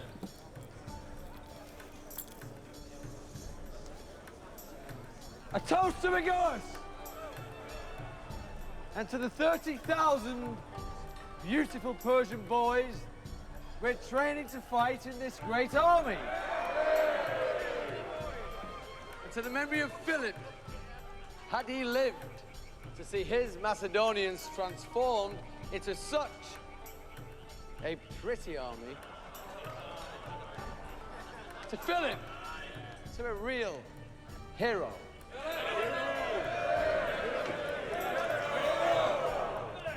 To Clytus and his new appointment as satrap of Bactria. It's a fancy way of putting it, Ptolemy. But we all know what a pension and an exile is after 30 years' service. Exile? From what, Clytus? From my home, Alexander, Macedonia. You could have asked me where I wanted to spend the rest of my life. You call governing this major province exile? Has your Majesty given any of his closest companions a province so far from home? Then you won't make a very good satrap, will you, Clytus? So be it. Let me rot in Macedonian rags rather than shine in Eastern pomp. I won't quake and bow down like the sycophants you have around you. Hephaestion, Nearchus, Perdiccas. Hey! As governor of one of our most Asian of satrapies, Clytus, does it not occur to you that if my Persian subjects bow down before me, it's important for them to do so? Do I insist on Greeks doing the same? You accept Greek offerings as the son of Zeus, do you not? Only when offered. Then why don't you refuse these vain flatteries? What freedom is this to bow before you? You bow before Heracles, do you not? And he was mortal, but a son of Zeus. How can you, so young, compare yourself to Heracles? Why not? I've achieved more in my years.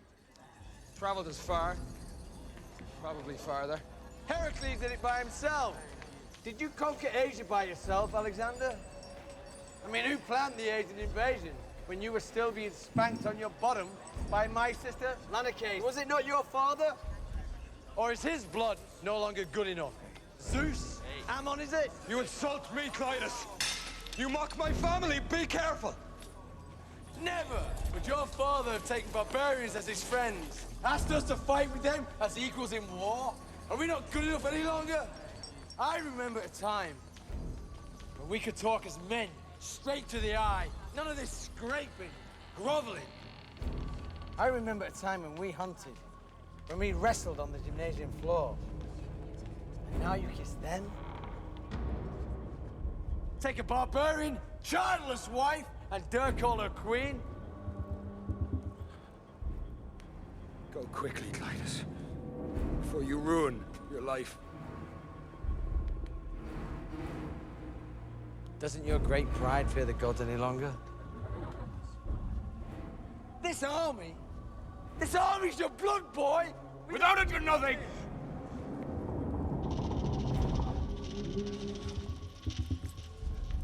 You no longer serve the purpose of this march! Get it from my sight! I don't serve your purpose! What was I serving? I to save your puppy life at Gargamella! Were you Zeus's boy? What have I left you to die in the dust there? Do you think we'd be forced now to mate with brown apes? Alexander! Turn out the guards! Arrest him for treason!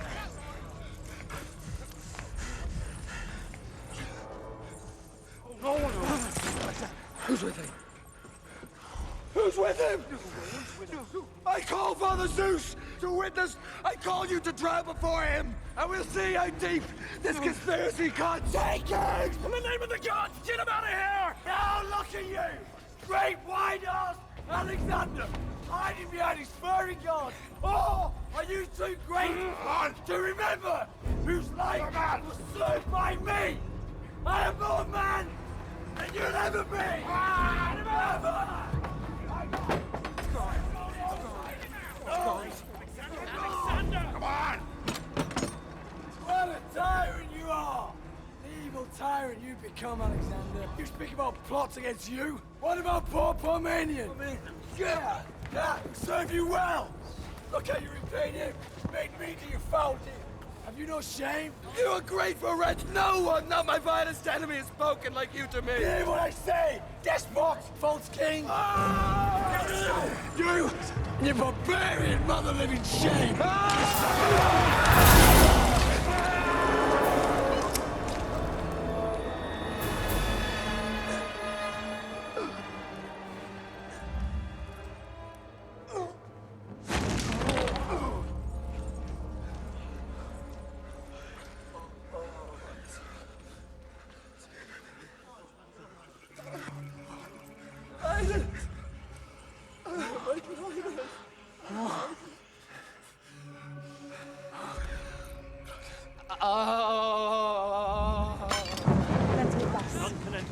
I am the queen.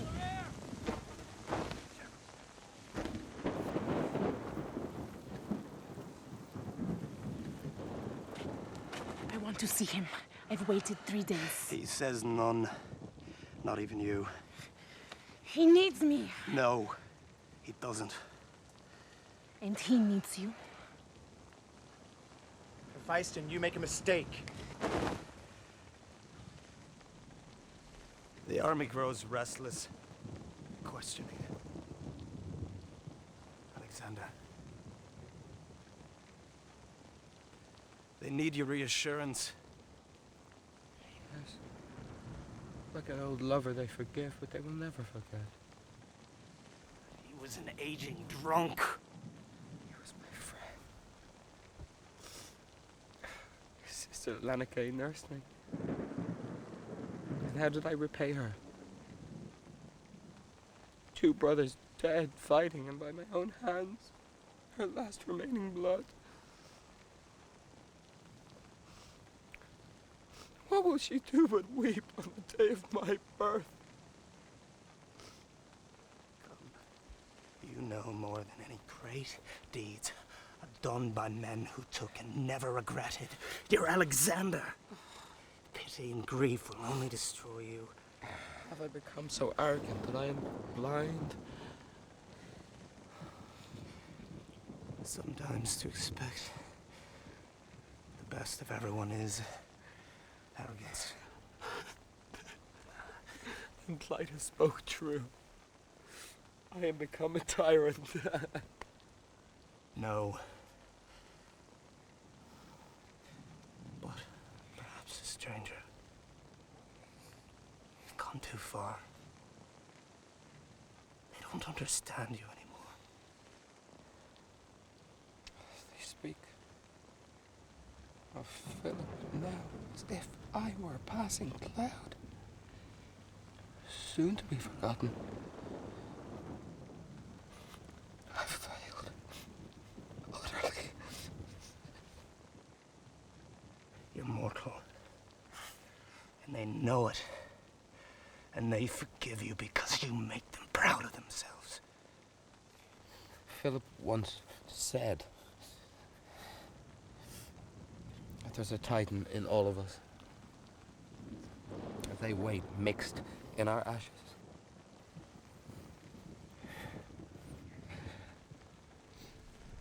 It wasn't because of the wine I killed him. It was because I wanted to.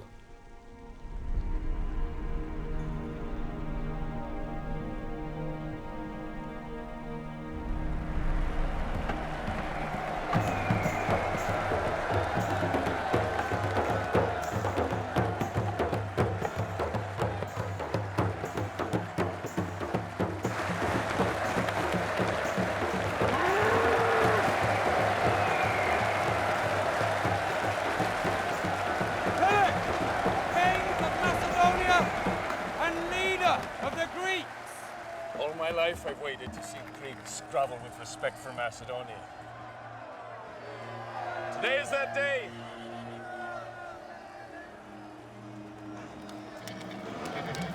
They say already, Philip is a great general, but Alexander is simply great.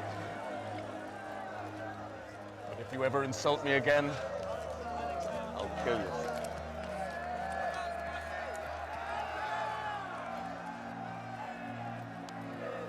Missed you. In the spring, Persia. I command my horse from the right. I'm honored, Father. I wouldn't miss it for all the gold in the world. Which one day you'll have.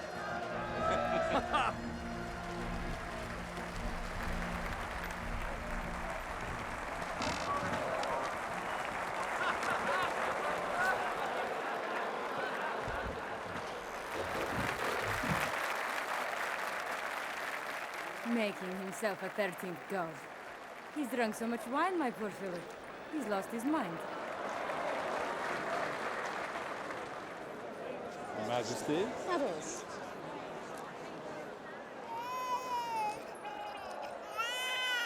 I hope the prince is enjoying the spectacle as much as our regent. He's very tired.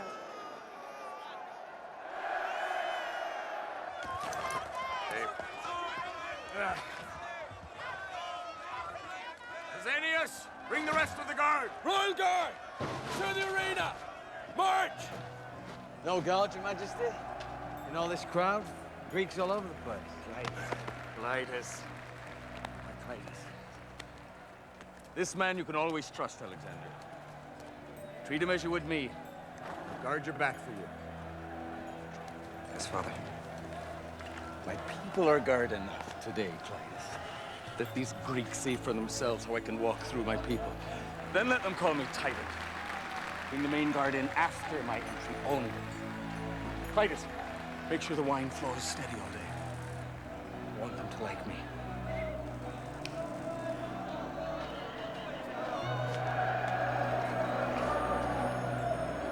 Weren't you told?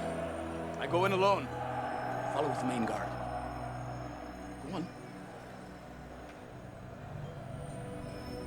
Go on.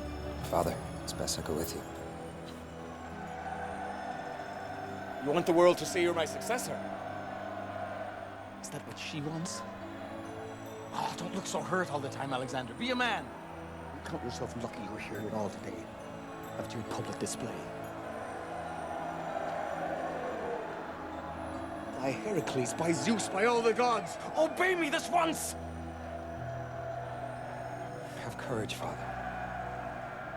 And go on your way rejoicing that at each step you may recall your valor.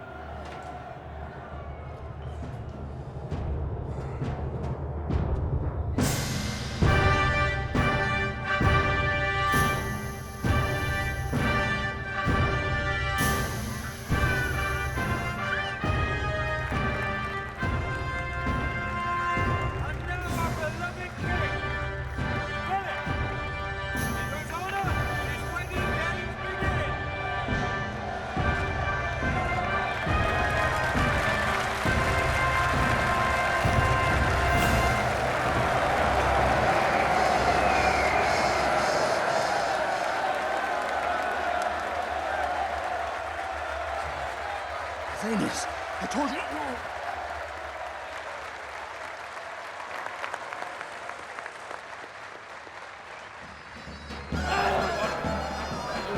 Who's your new friend? No, please, Please, no!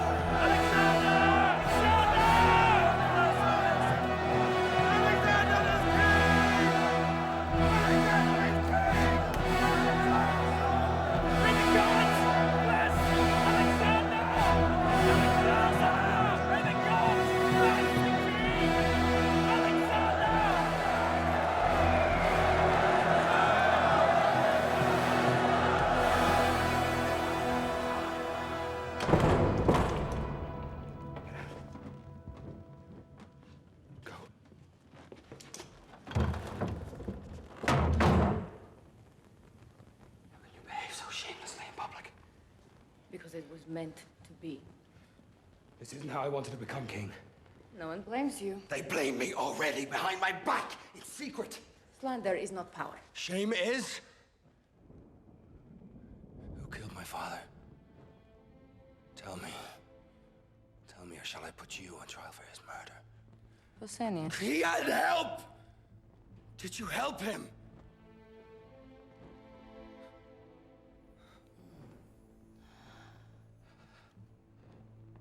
No, never. Why? Why would I? So many wanted it. Greeks, Persians, men, women. I would be shocked if there were not a god or two he had not profaned. How ironic, though, in the end, a boy he rotted with once too often returned the favor. You're mad. You're cursed. You've unleashed furies you don't even know their power. Oh, now who is exaggerating? Even if it was the wish of your heart. That's a lie! He was my father! I loved him! He was not your father! You owe no blood debt to that man! You lie and lie and lie. So many lies you've spun like a sorceress, confusing me! Look at you. Look at you. You are everything that he was not. He was coarse. You are refined. He was a general. You are a king. He could not rule himself. And you shall rule the world. You're so cursed by the gods when you speak like this. Such thick pride. And no mourning for your husband. Mourn him.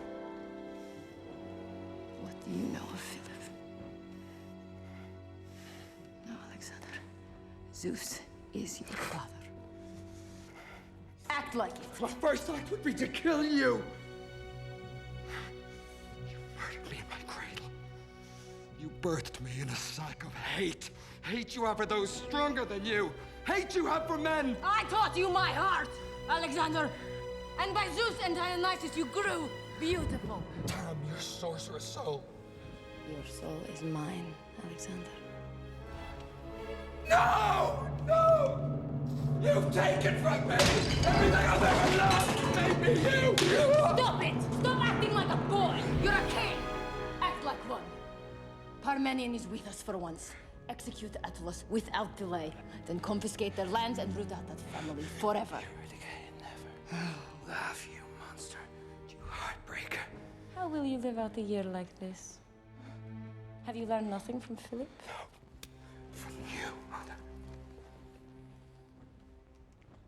The best.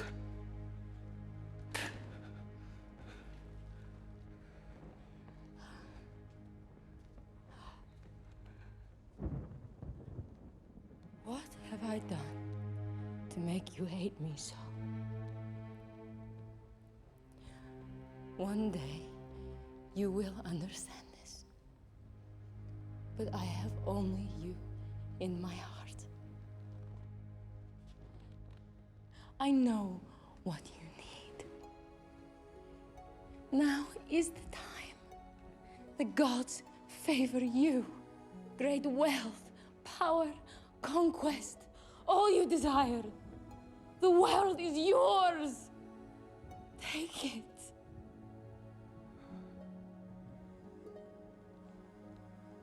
Take it.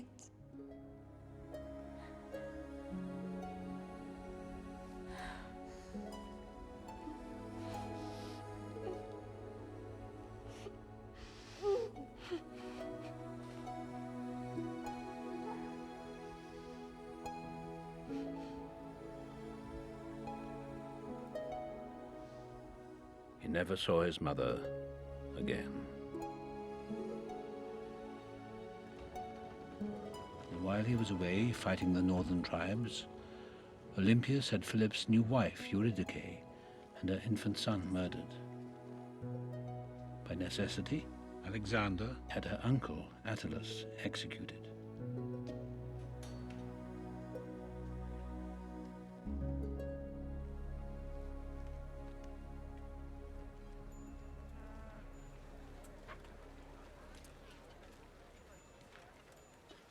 You break my heart, you men! Afraid! Of course you have fears. We all have fears. Because no one has ever gone this far before. And now we are weeks from the encircling ocean, our route home. We'll build a fleet of ships and sail all the way back down the Nile to Egypt. And from Alexandria, we shall be home within weeks. There to be reunited with our loved ones, to share our great treasures and tales of Asia, and to enjoy our imperishable glory to the ends of time. Follow Alexander!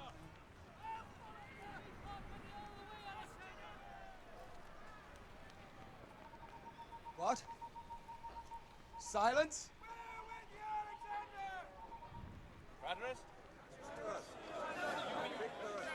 Hatteras! I'm not the one. Good old Leonard. His glory.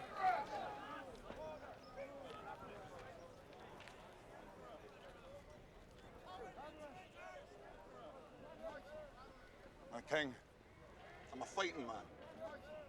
I don't like no belly aching. I won't tolerate in any of my units. I lost many a man. Young ones never been with a woman. Some died of disease. Some were butchered in Scythia by the banks of the Oxus. Some died good. Some just didn't get no luck. But they died. 40,000 I come over with 8 years ago. And we march after you more than 10,000 miles. In the rain, in the sun, we fought for you. Some of us, 50 battles we've been in.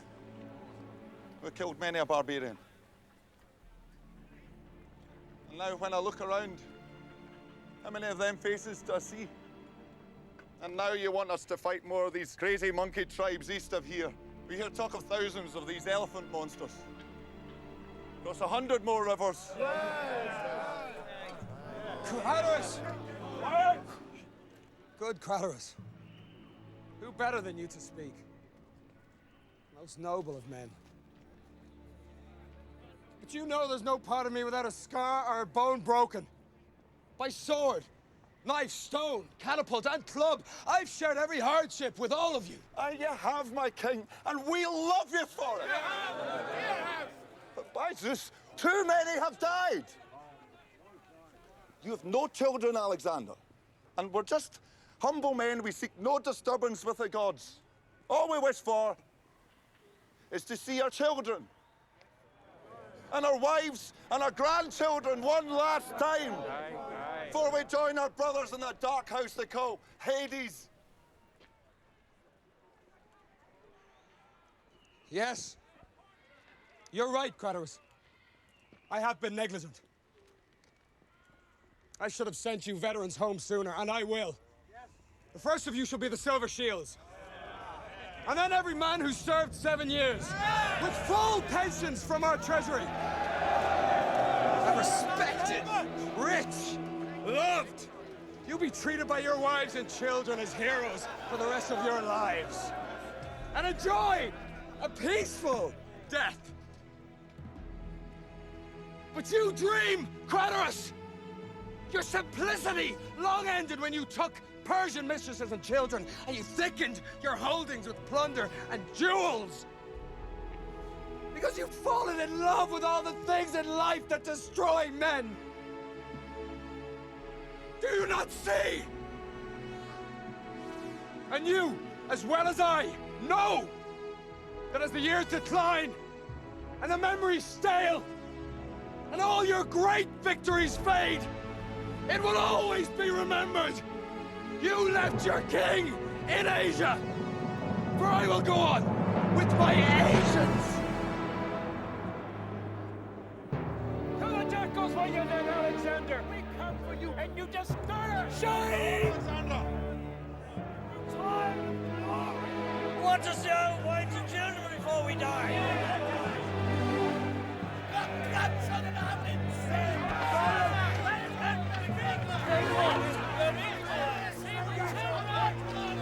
I've paid for your bastard children.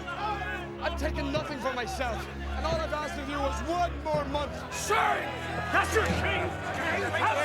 What does your father say? I've taken you further than my father ever dreamed. So go home and look to the barbarians for their courage. I I go east! He wants us all dead, to know him to speak of his crime. Who said that? He'll never make it back to Macedonia. You despicable coward, come forth! Make your accusations public! Why, so you could have us killed? Son of Zeus! Desecrate your real father's memory! Then you'll murder him like you did Clitus! Hide! Hide in this mob, because I will take you!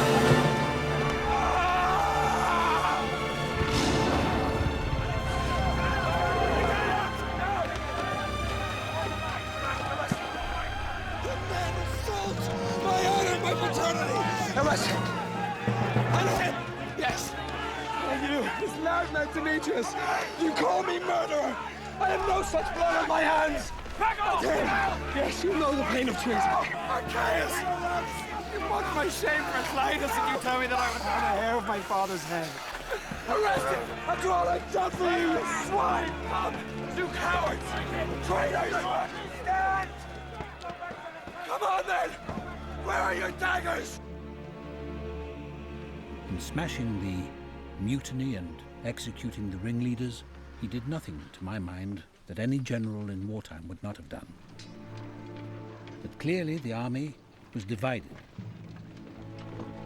But Alexander was no longer beloved by all. But he drove on, south to the outer ocean. I confess a disappointment, especially on these reports of your taking on Eastern ways. Beware how these manners inflame the senses with pride. However, I have lived long enough now to question when so many others invest such emotion in their disrespect for you. I can only hope that you continue what you began as the boy I knew at 12. Be that man always, Alexander, and you will not slip. And perhaps you will prove this old materialist, as you always thought me. A dreamer, after all. Aristotle.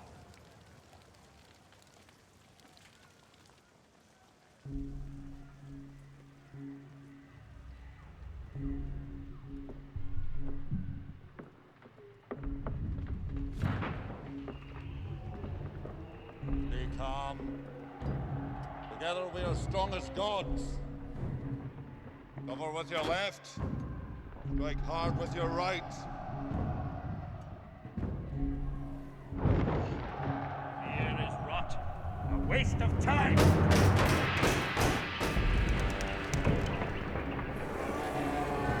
Lock shields!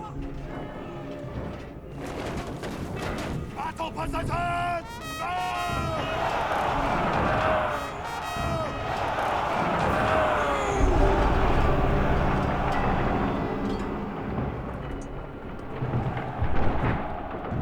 Troopers, prepare your knives! Follow me!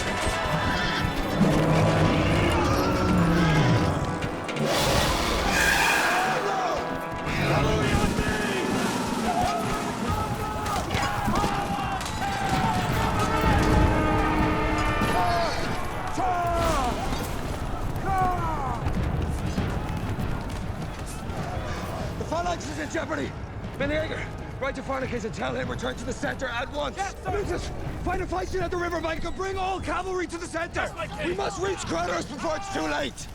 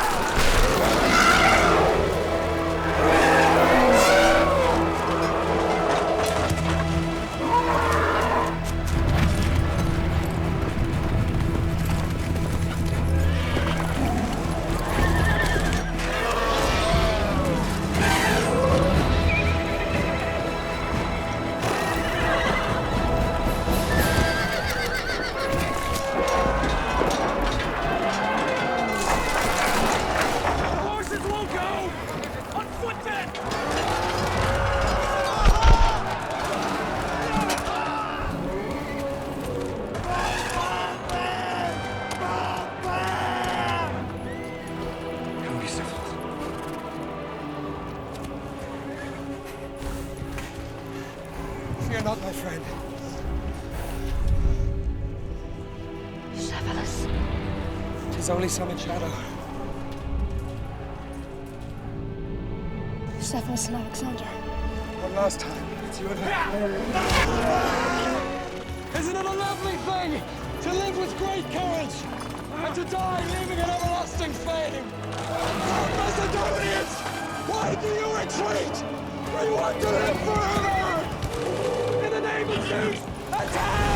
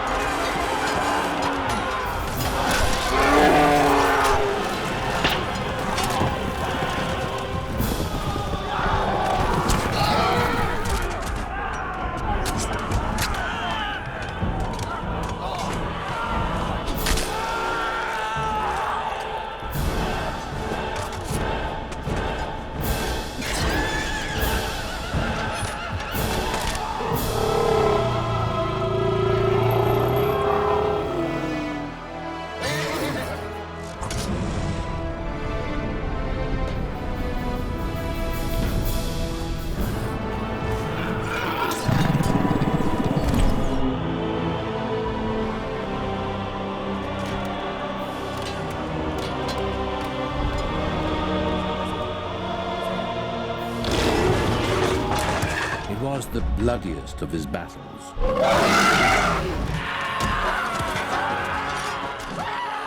Pure butchery.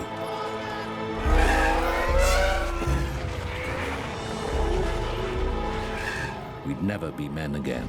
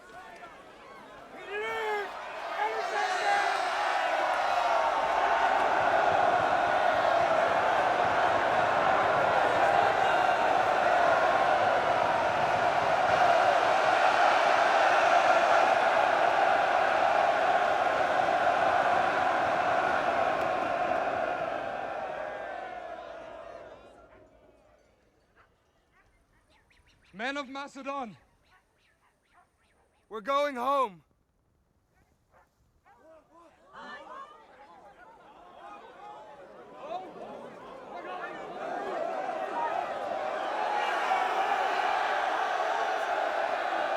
We're going home.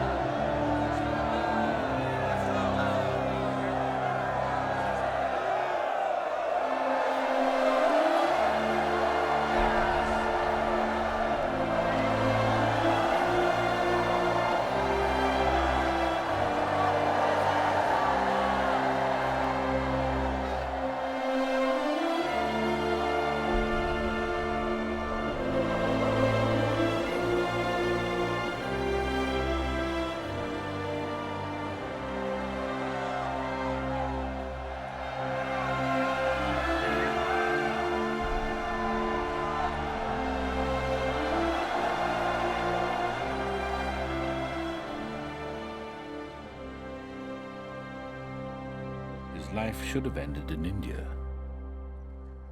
But that's myth. In life, Heracles died of a poisoned shirt given him in error by his jealous wife. Great Zeus, we have worshipped you in blood. Look kindly on our homeward steps and smile upon our backs.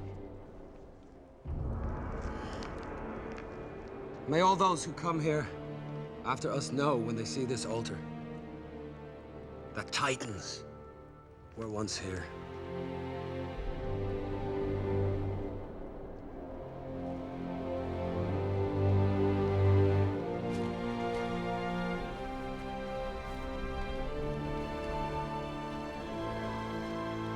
Making his devotions to the gods at the end of the great journey, Alexander bade the East farewell and marched his army directly west, across the great Gedrosian desert. seeking the shortest route home to Babylon.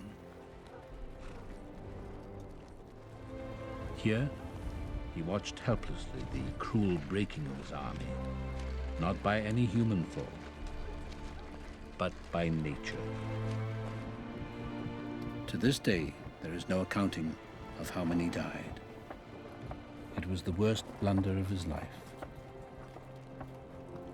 And when he finally re-entered Babylon after 6 years in the Far East, Alexander again seized the imagination of the world by taking 2 more wives. Now Alexander had 3 wives, 2 lovers, a contentious mother in a turbulent Greece, satraps of dubious loyalty in several provinces, generals questioning his every decision, and beneath it all, a restive new army made up of 10 Asians for every Greek, all held together by one slender thread. I took another reading, Your Majesty. The harbour can only be dredged to 20 feet. Then get me a second opinion from the Phoenicians. I tell you it goes deeper. Alexander, we're well over 12,000 talents on wood alone for the fleet. You please, kindly. Our armor cost is staggering. Cast another die, we shall battle. How? Our treasuries. With our future, Cassandra. The best capital we have. Even so, Your Majesty, I seriously doubt the Phoenicians can make a timber quota in time. Perhaps we could sail with fewer ships, or delay until the spring. There will be no delays, Nearchus. Ptolemy, how goes our library? Trees are falling as we speak, Your Majesty. Good. We must not forget our libraries. All the Alexanders we have, I want libraries.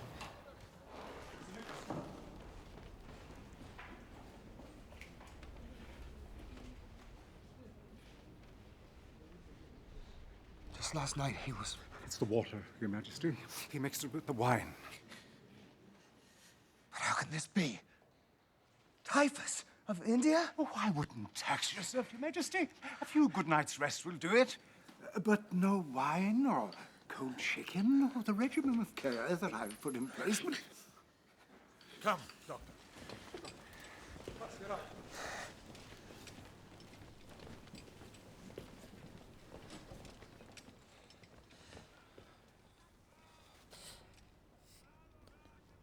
I feel better. Soon, I'll be up. We leave for Arabia in the spring, and I couldn't leave without you. Arabia. You used to dress me up like a sheik. Wave your wooden scimitar. You were the only one who'd never let me win. The only one who's ever been honest with me. You saved me from myself. Please don't leave me, Hephaestion.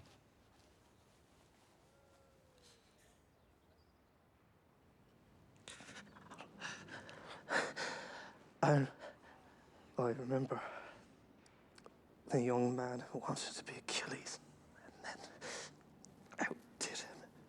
And then what happened? Ours is a myth only young men believe. But how beautiful a myth it was. Oh, we reach, we fall. Oh, Hephaestion.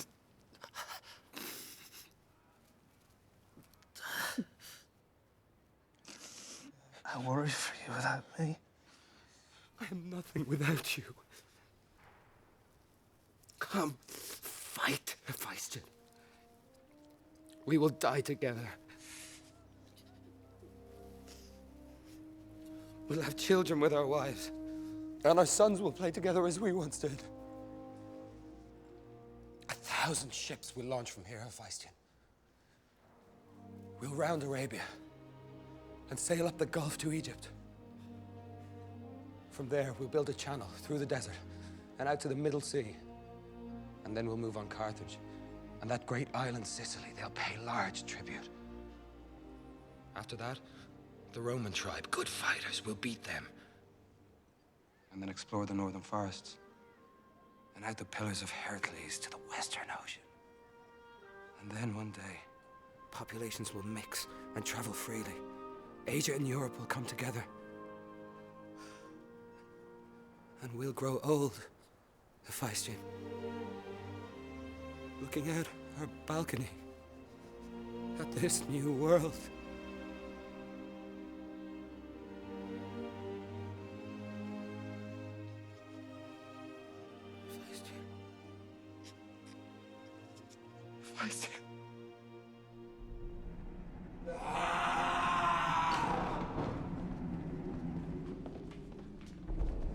Where is this doctor? I can't explain this, Your Majesty. It's not possible. I swear by Apollo. Execute him! Oh, Take him out now and execute him! Come away, liars! Liars! Lying to all of you! Get out! Get out now!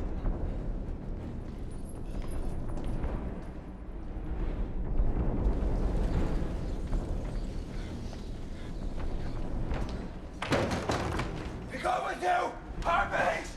Get out! Get out! Are you drunk again? Get out. He's dead.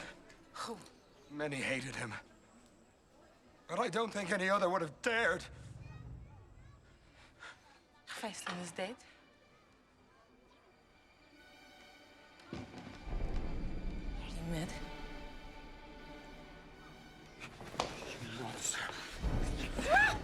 Are you mad? You take from me all that I've ever loved. May all the furies through time damn your miserable heart. Baby! Alexander! I have a child! Alexander!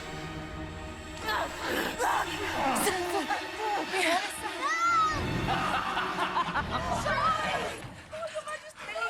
Alexander! I have your child. Alexander, my husband, my king, my happy son. My poor ill-fated son. Never touch me again.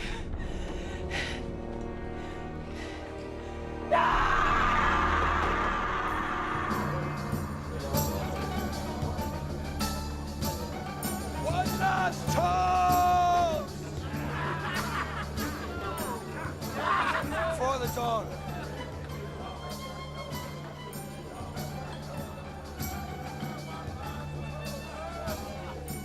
My old friends.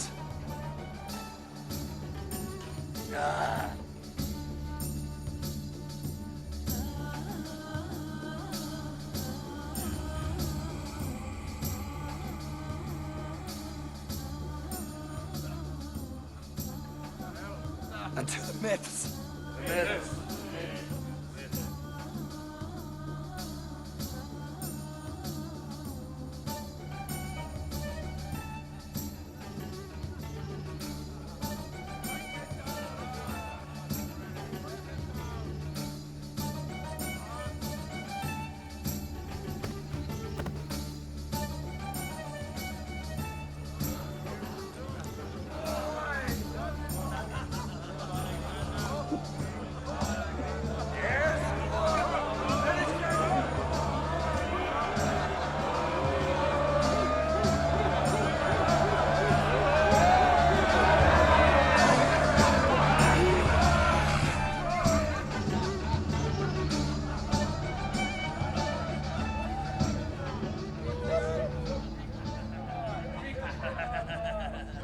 The next one.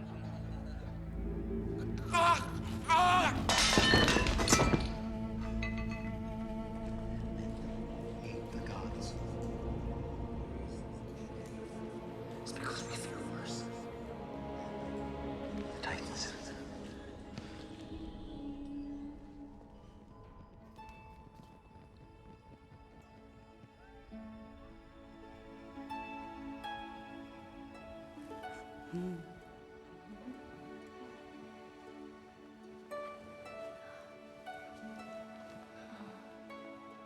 My little Achilles.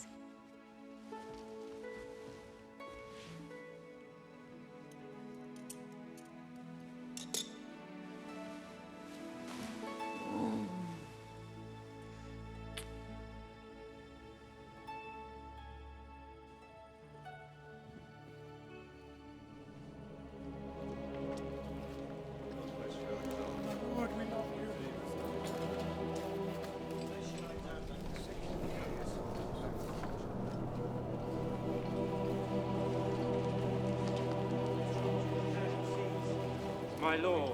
These herbs are from Delphi. They saved my brother at Gilum. Bless your soul. Thank you. Love you, Alexander. Section of the Iliad.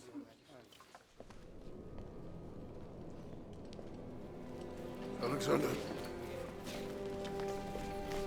Alexander.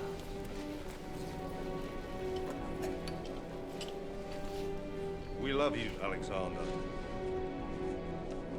And your seed. Keep moving, men.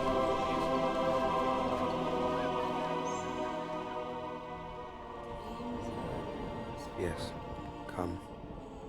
Come to Babylon. I await you, your only loving son.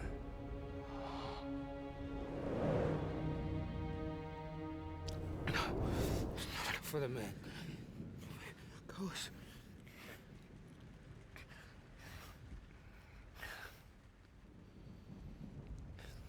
Can you prop me up a little? It catches me.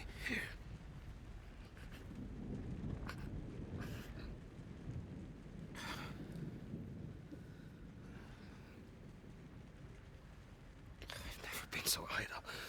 The fleet will never get out by spring. I must go.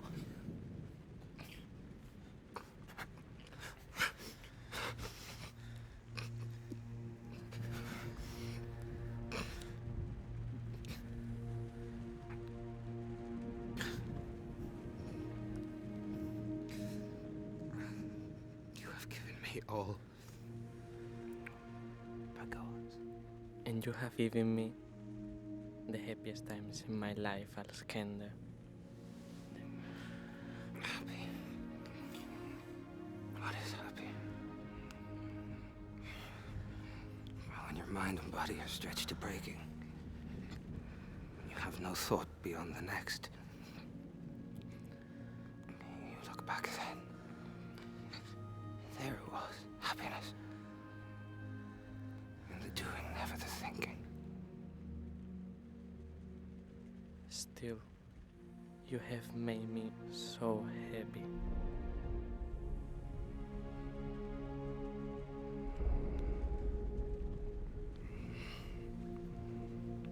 It is done, because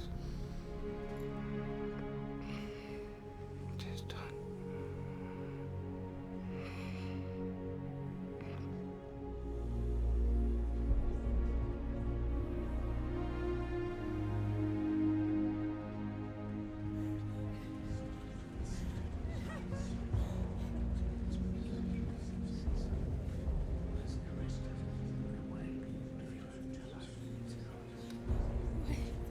We have a son.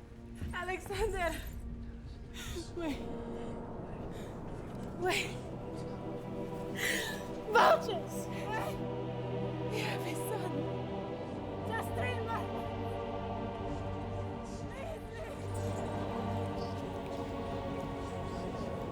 Alexander, the army will divide. Satrapies will revolt. Without your orders, there'll be war. We beg you, tell us who.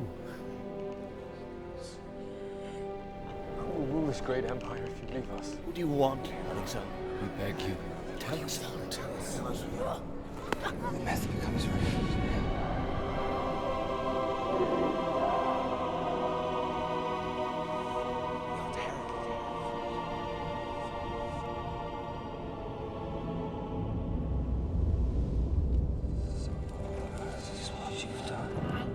Zeus is your father.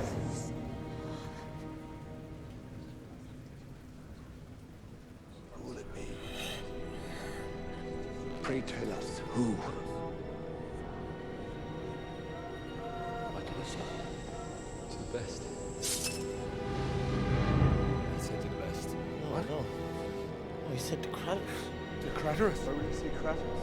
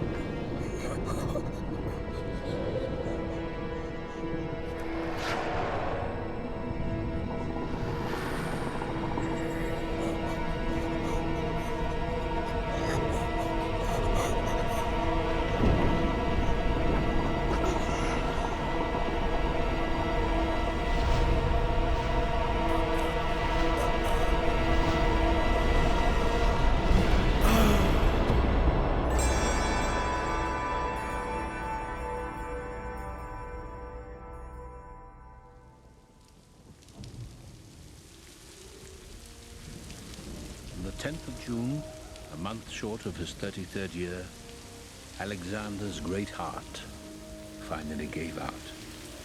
And, as he vowed, he joined Hephaestion. But in his short life, he achieved, without doubt, the mythic glory of his ancestor, Achilles, and more.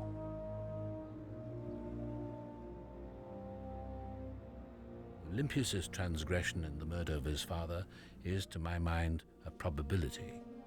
His, a burden. Alexander was too in love with glory for him to steal it. But by blood, and blood alone, he was guilty.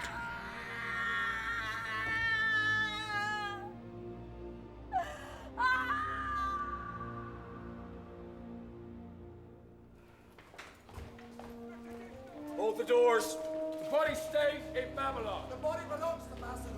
This must be decided. Within hours, we were fighting like jackals for his corpse.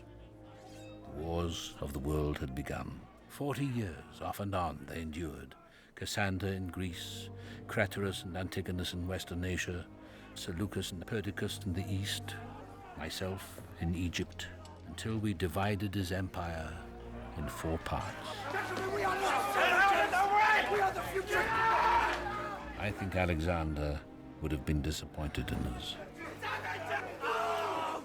Naturally, rumors grew he'd been poisoned by one faction of his generals or another. But the truth in these matters has long since been driven from currency. Cassander saw to that with his fake diaries, painting Alexander as a sick and bloated drunk. Many believed to remove suspicion from himself. He certainly proved he had the temperament for politics and murder when 7 years later he executed Olympias, who met her death with great courage. 6 years after that, Cassander finally achieved the complete destruction of Alexander's bloodline when he poisoned Roxana and Alexander's 13-year-old son, the true heir to the empire.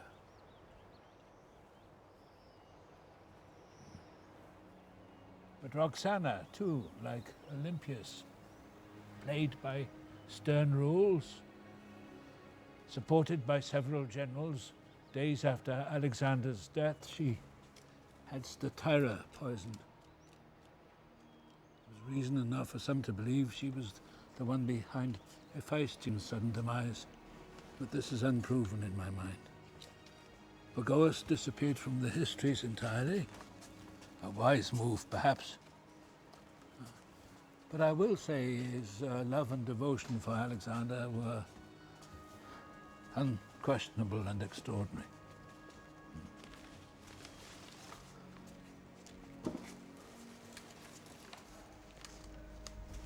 Now I am the keeper of his body, embalmed here in the Egyptian ways.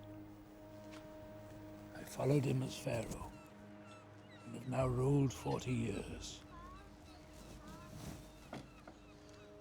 I have 2 sons, each jealous of the other's power. But they will grow to make fine fathers and husbands, and I trust will be just in their affairs.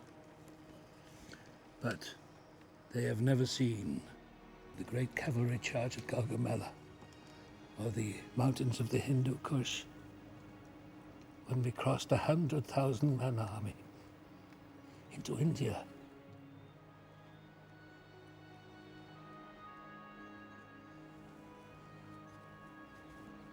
He was a god, Cadmus, or as close as anything I've ever known. Tyrant, they yell so easily. I laugh. No tyrant ever gave back so much. Now what do they know of the world, these schoolboys? It takes strong men to rule, Alexander was more. He was Prometheus, a friend to man. He changed the world. Before him, there were tribes, and after him, all was possible. There was suddenly a sense the world could be ruled by one king and be better for all. 18 great Alexandrias he built across this world. It was an empire not of land and gold, Cadmus, but of the mind. It was a Hellenic civilization, open to all.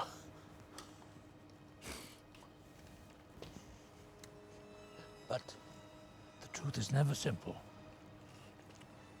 And yet it is. The truth is, we did kill him. By silence, we consented. Because we couldn't go on. What by Ares did we have to look forward to, but to be discarded in the end, like Clytus, after all this time to give away our wealth to Asian sycophants we despised, mixing the races, harmony? Pah! Oh, he talked of these things. But wasn't it really about Alexander and another population ready to obey him? I never believed in his dream. None of us did. That's the truth of his life. The dreamers exhaust us. They must die before they kill us with their blasted dreams. Oh, just throw all that away, Cadmus. It's an old fool's rubbish. You shall write, he died of fever and a weakened condition. Yes, great Pharaoh. Oh, he could have stayed home in Macedonia, married, raised a family. He'd have died a celebrated man. But this was not Alexander. All his life, he fought to free himself from fear. And by this, and this alone, he was made free. The freest man I've ever known. His tragedy was one of increasing loneliness and impatience with those who could not understand. And if his desire to reconcile Greek and barbarian ended in failure, what failure? His failure towered over other men's successes.